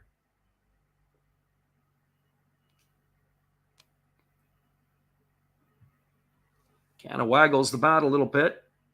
Montero holds at the chest, and now he kicks and delivers. It's a fastball swung on. It's grounded to short. Over to second for 1. Back to first. It's not in time. And they take the ball off the long hop. Did the shortstop Dubon, so that's going to go down as a fielder's choice, 6-4 to erase Guillorme. So he is out number 2. Canna is aboard on that fielder's choice, and that's scheduled to bring up the third baseman, Eduardo Escobar.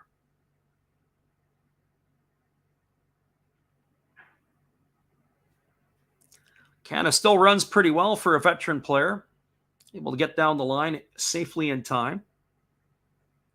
So Eduardo Escobar steps to the plate. He is 1 for 3 on the afternoon. He singled in the 5th. He's also popped to third and flown out to center. And here comes the pitch. It is a fastball swung on and fouled away. The count is 0-1 to Escobar.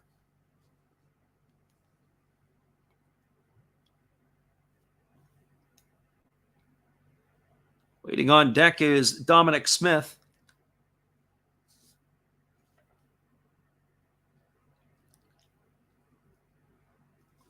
So here comes the offering from the righty Montero, and it's a fastball that is swung on and missed. And now the count goes to 0-2.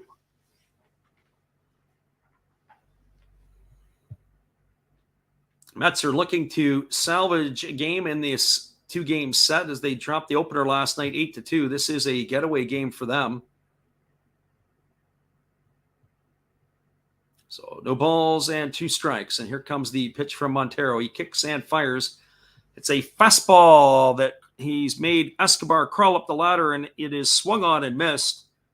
And that is going to retire Escobar for the 3rd out of the inning.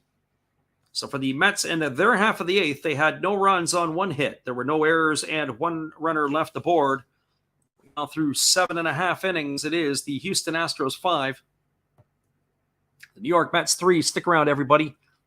We'll be back in just a couple moments for the call at the bottom of the 8th inning. We're glad you guys could be here. Hello, guys. Thank you for joining Freddie here on his baseball game. And I'm Steve Rademacher, and my channel is really all about everybody, including all my international friends. We have such stuff as non-sport packs from Canada, the OP Cheese. We have the Greek Freak. We have money from around the world. We have lira. We have yen. We have francs. We have pounds. We have Deutschmarks. We have all kinds of cool stuff like that. We even have some cooler things like Japanese women wrestlers and OP-Chi baseball cards where I cannot read the back. We even have unopened material like the royal family, I know it's backwards, from London, England. Thank you for watching. Back to Freddie. Appreciate you there, Steve, and your support of our channel. And in turn, we like to support Steve Rademacher. We'll be back in just a couple moments. The call at the bottom of the 8th inning. Hang tight, everybody. We're glad you're with us.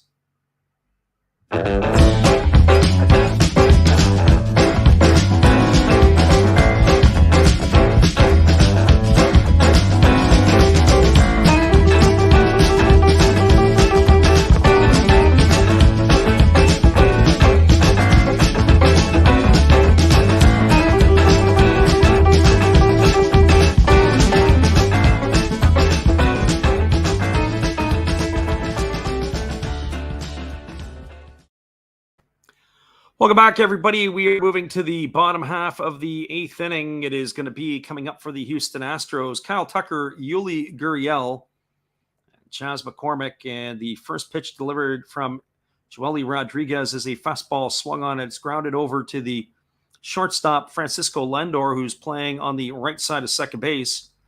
He fields it and throws to first, and that is going to retire Tucker for the 1st out of the inning on a ground out 6-3. It's going to bring up the first baseman, Yoliski Gurriel. For Gurriel, he is 0 for 3 today. He has struck out. He has flown to right and grounded to second. And here comes the first offering from Rodriguez. It's a fastball taken for a called strike, and the count is quickly 0-1. Rodriguez is entering into his 2nd inning of work here. He came in with 1 out in the 7th. Was able to seal the deal, and there's a breaking ball swung on it. It's popped up on the first base side. Moving over underneath it is Smith, and he's going to make the catch. And just like that, on 3 pitches, we've got 2 away, and that really will leave it all up to the center fielder, Chas McCormick. For McCormick, he is officially 0 for 2 today. He struck out twice, and he was hit by a pitch. So he has reached base one time. The pitch that he was hit with was a breaking ball, but that looks like it is going to do it for Joely Rodriguez. 3 pitches, 2 outs, and his day is going to be over. They're going to do a quick look of his hand as he exits the field. But we're going to have ourselves a pitching change, and stick around, everybody. We're still in the bottom of the 8th inning with 2 away. The Mets are going to the bullpen. We'll see what Buck Showalter has up his sleeve. Hold tight, everybody. We'll be right back.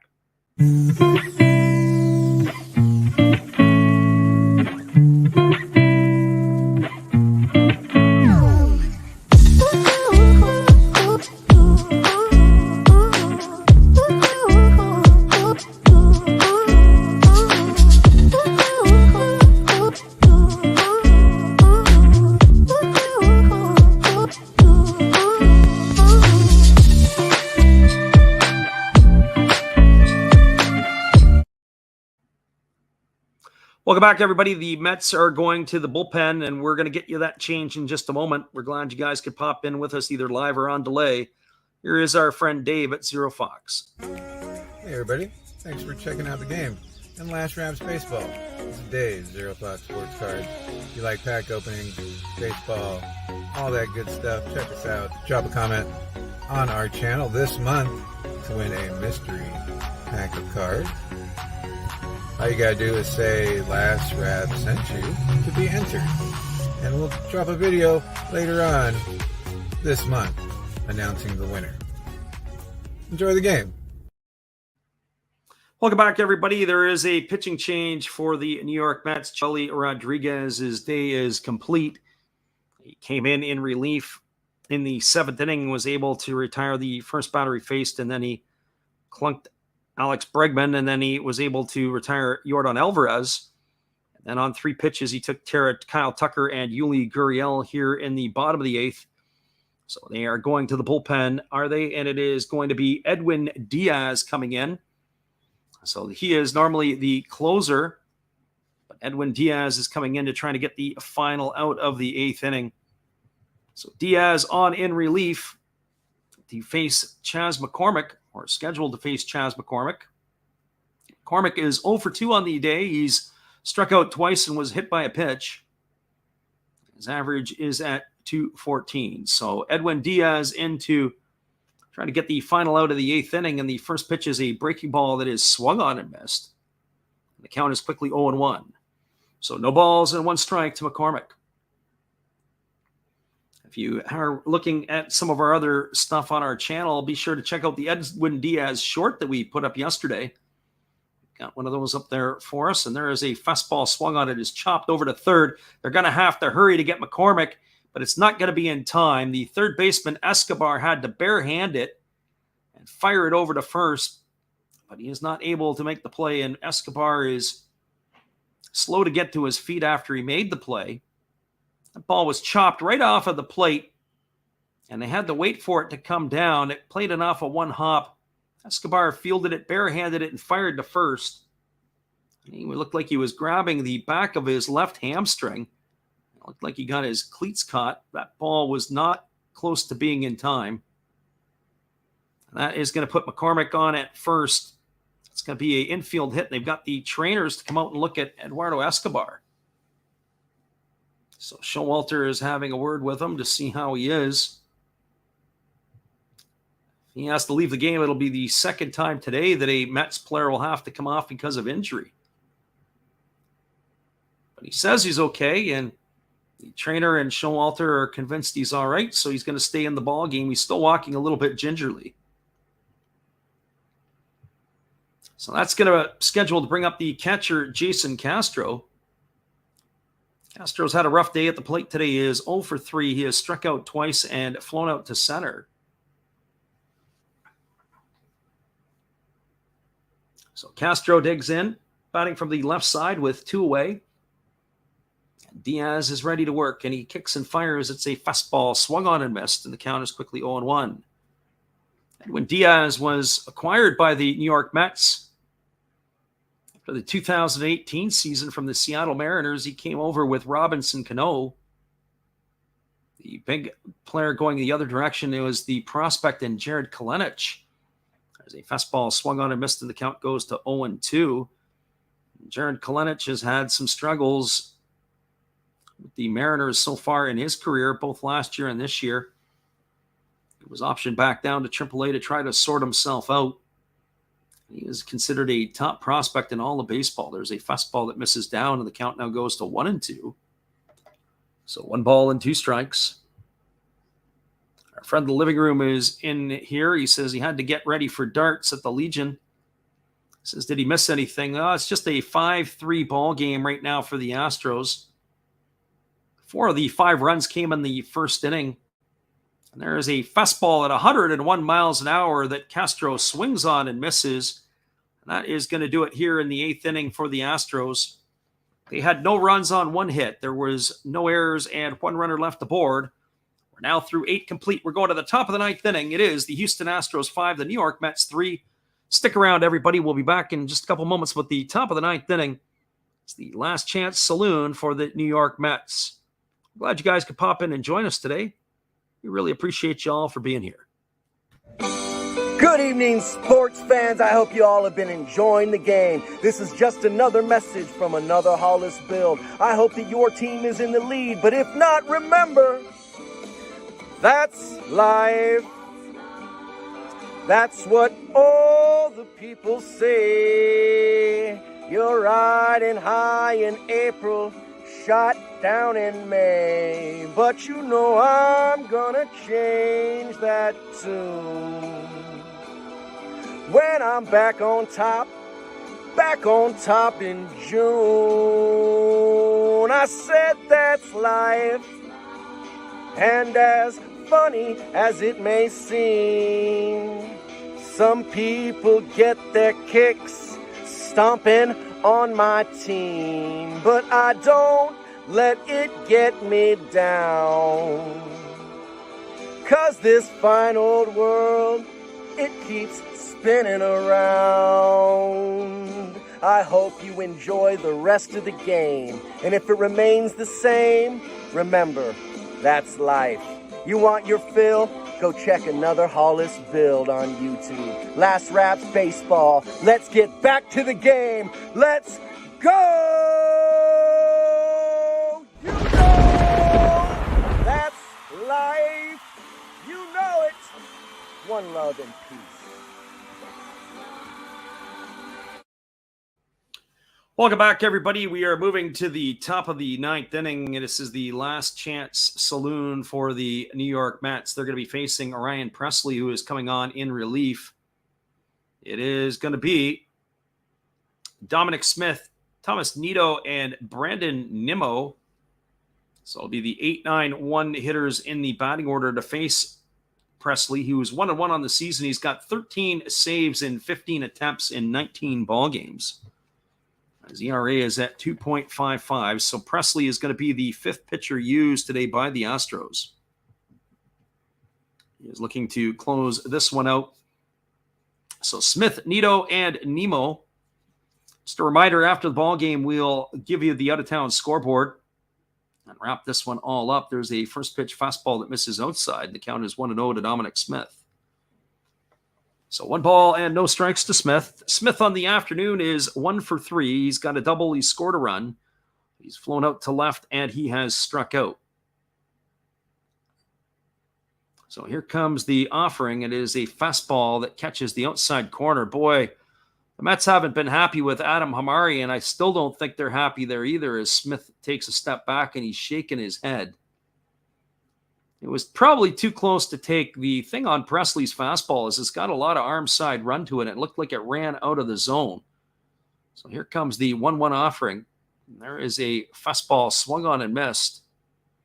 Count now goes to 1-2. But if you are Dominic Smith, you're not happy about that. That is for sure. So 1 ball and 2 strikes. I think when Adam Hamari goes back and reviews his own game film afterwards, he's going to notice that there were some pitches that were a little bit out of the zone. Here comes the 1-2 offering, and it's a changeup that swung on and missed. And Smith is gone for the first out of the inning. 1 up and 1 away, and that'll bring up Thomas Nido. For Nido, he is 0 for 3. He has grounded out twice, and he has flown out to right.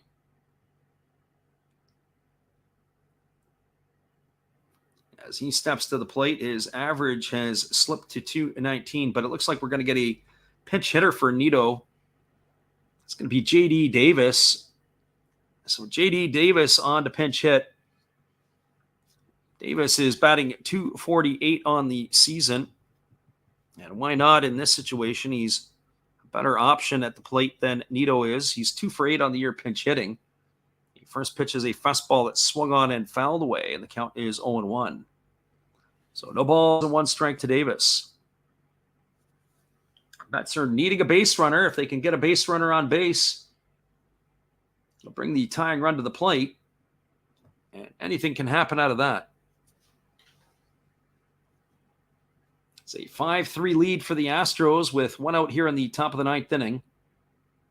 Presley's trying to put the Mets away quietly here. Here comes the 0-1 offering. It's a fastball swung on. It is pop foul. It's going to reach the seats over on the first base side, and it runs the count to 0-2.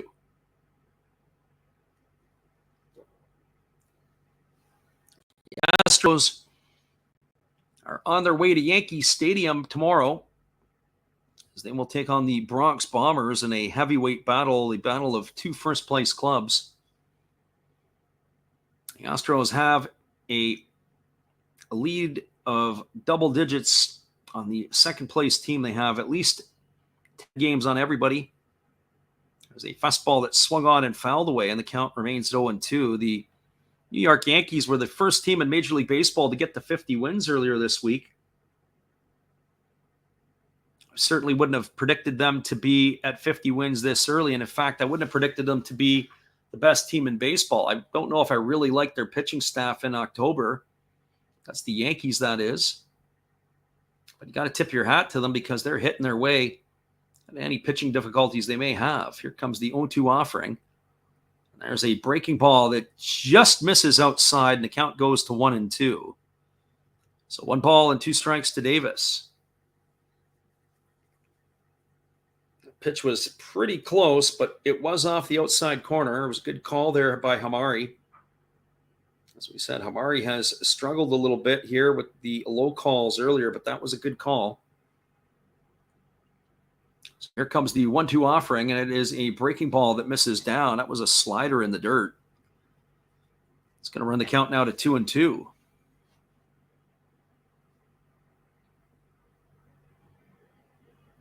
Davis is trying to turn the batting order over to the top of the order as Nemo is waiting on deck. So 2 balls and 2 strikes. The batter Davis is waggling the bat, waiting on the offering from Presley. He holds at the chest, and now he kicks and delivers. It's a breaking ball, swung on and missed. And Davis has gone on strikes for the second out of the inning, and that is going to bring up the top of the order, Brandon Nimmo.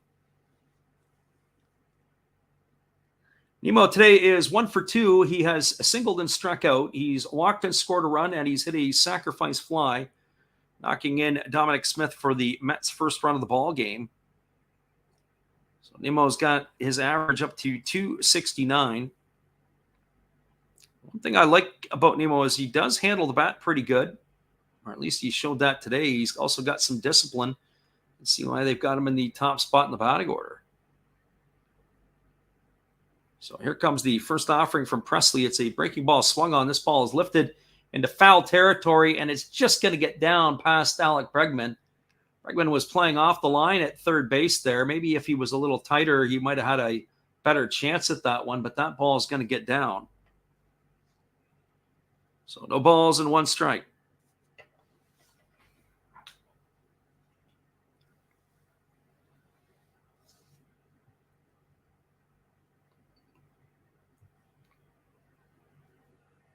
So Nimmo gets himself dogged back in. He's ready on the 0-1 offering now from Presley.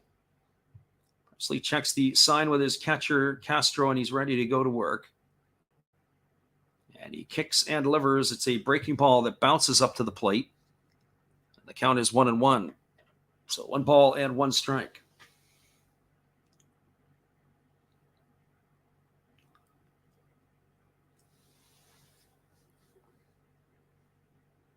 Nemo trying to find a way on base to bring the tying run up to the plate for the Mets here in the top of the ninth inning. Presley holds at the chest. And now he kicks and delivers. It is a changeup, swung on and missed. Nemo was way out in front, and the count now goes to 1-2. Well, now the Houston fans are rising to their feet, and they're up cheering and clapping on their right-handed closer, Presley, trying to finish the deal here in the ninth inning. They have a 5-3 lead.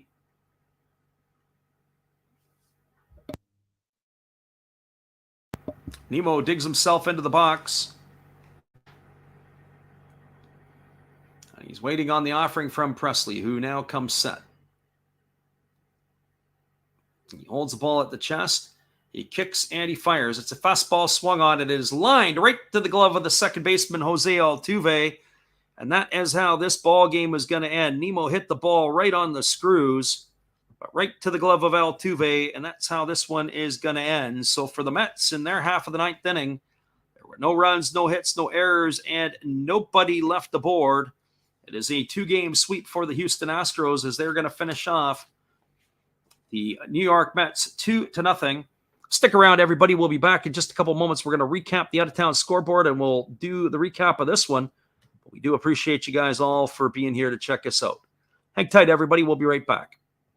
Hey, everybody. Thanks for checking out the game and Last Raps Baseball. It's Dave's Zero O'Clock Sports Cards. If you like pack openings, baseball, all that good stuff, check us out. Drop a comment on our channel this month to win a mystery pack of cards. All you gotta do is say Last Rap sent you to be entered. And we'll drop a video later on this month announcing the winner. Enjoy the game. Appreciate you there, Dave, and your support of our channel. Just a couple of notes. We will be back on the air again tomorrow for the Dodgers and the Reds. Hopefully you can make it out there to join us. We'll take a quick glance at the out-of-town scoreboard. Obviously, this one is a final, and it looks like we have a final from Chicago as well. The other early game that was going on today featured the Toronto Blue Jays and the Chicago White Sox. Ross Stripling got another start for Toronto, and he had another decent start for them. He went 6 innings, allowing 5 hits, 1 run earned, a walk, and 5 Ks. He got the win. He goes to 4-2 on the season. Lucas Giolito got knocked around a little bit. He takes the loss. He went 5 innings, allowing 7 runs, all earned. So for the Blue Jays today, the big blow came off the bat of Bo Bichette. It was a grand slam back in the 4th inning off of Giolito. Alejandro Kirk hit his 8th homer of the year, also off of Giolito. That was in the 3rd inning. And Teoscar Hernandez, with 1 on and 1 out, hit his 7th of the year off of Foster in the 7th inning. So 3 home runs by the Toronto Blue Jays, which paced them to a 9-5 victory over the White Sox. The Blue Jays were 9-13-1. White Sox were 5-13-0. Their final score, the Toronto Blue Jays knocking off the Chicago White Sox 9-5. That's your final. Other games that are still underway, the Texas Rangers have a 3-2 lead over the Philadelphia Phillies. That's in the top of the 4th inning. 3-4-0 for the Rangers, 2-2-1 for the Phillies. Another game that's going on, the San Diego Padres have a 6-1 lead over the Arizona Diamondbacks. Game's in the bottom of the 3rd inning. It is 6-8-0 for the Padres, 1-4-1 for the D-backs. And then lastly, your final score here is the Astros over the Mets, 5-3. So the scoring came in bunches in the 1st inning for the Astros. The bottom of the 1st inning, they opened the scoring with a walk to Jose Altuve. A double by Brantley scored him. And Alex Bregman hit a 2-run shot to put the Astros up 3-0. Yordan Alvarez then stepped up at and hit a solo shot as well. That made the score 4-0 for the Astros at the end of the 1st. In the top of the 3rd inning, the Mets were able to claw one back, a double by Dominic Smith. He was advanced to 3rd on a groundout by Thomas Nido, and then Brandon Nimmo sacrificed him in. And that is how we stood at the scoreline of 4-1, or 3-1, check that. The bottom of the 3rd inning was the home run by Yordan Alvarez. That put the score to 4-1, or check that, 5-1 then for the Astros. The other 2 runs were scored by the Mets in the 6th inning. A leadoff walk to Nimmo, a double by Marte brought him home. Then Francisco Lindor singled and Pete Alonso had a sac fly. Scored 2 runs for the Mets in their 6th inning, and that moved the score to 5-3, and that was your final. So your final score again from Houston. The Houston Astros knocked off the New York Mets 5-3, 5-7-0 for the Astros, 3-8-0 for the Mets. Luis Garcia gets the win. He goes to 5-5 on the season. Carlos Carrasco takes the loss. He's at 8-3. Ryan Presley gets his 14th save. Once again, everybody, it's been another Last Wraps Baseball video production. We appreciate you all for listening in. And we hope you guys can join us again tomorrow for the Dodgers and the Reds. It'll be 9:30 in the morning on the West Coast. It'll be 12:30 on the East Coast. Hopefully you guys can make it in to listen to all the action. Have a great day, everybody. We'll see you guys again soon. And this is how we're going to sign off with our always MLB stuff.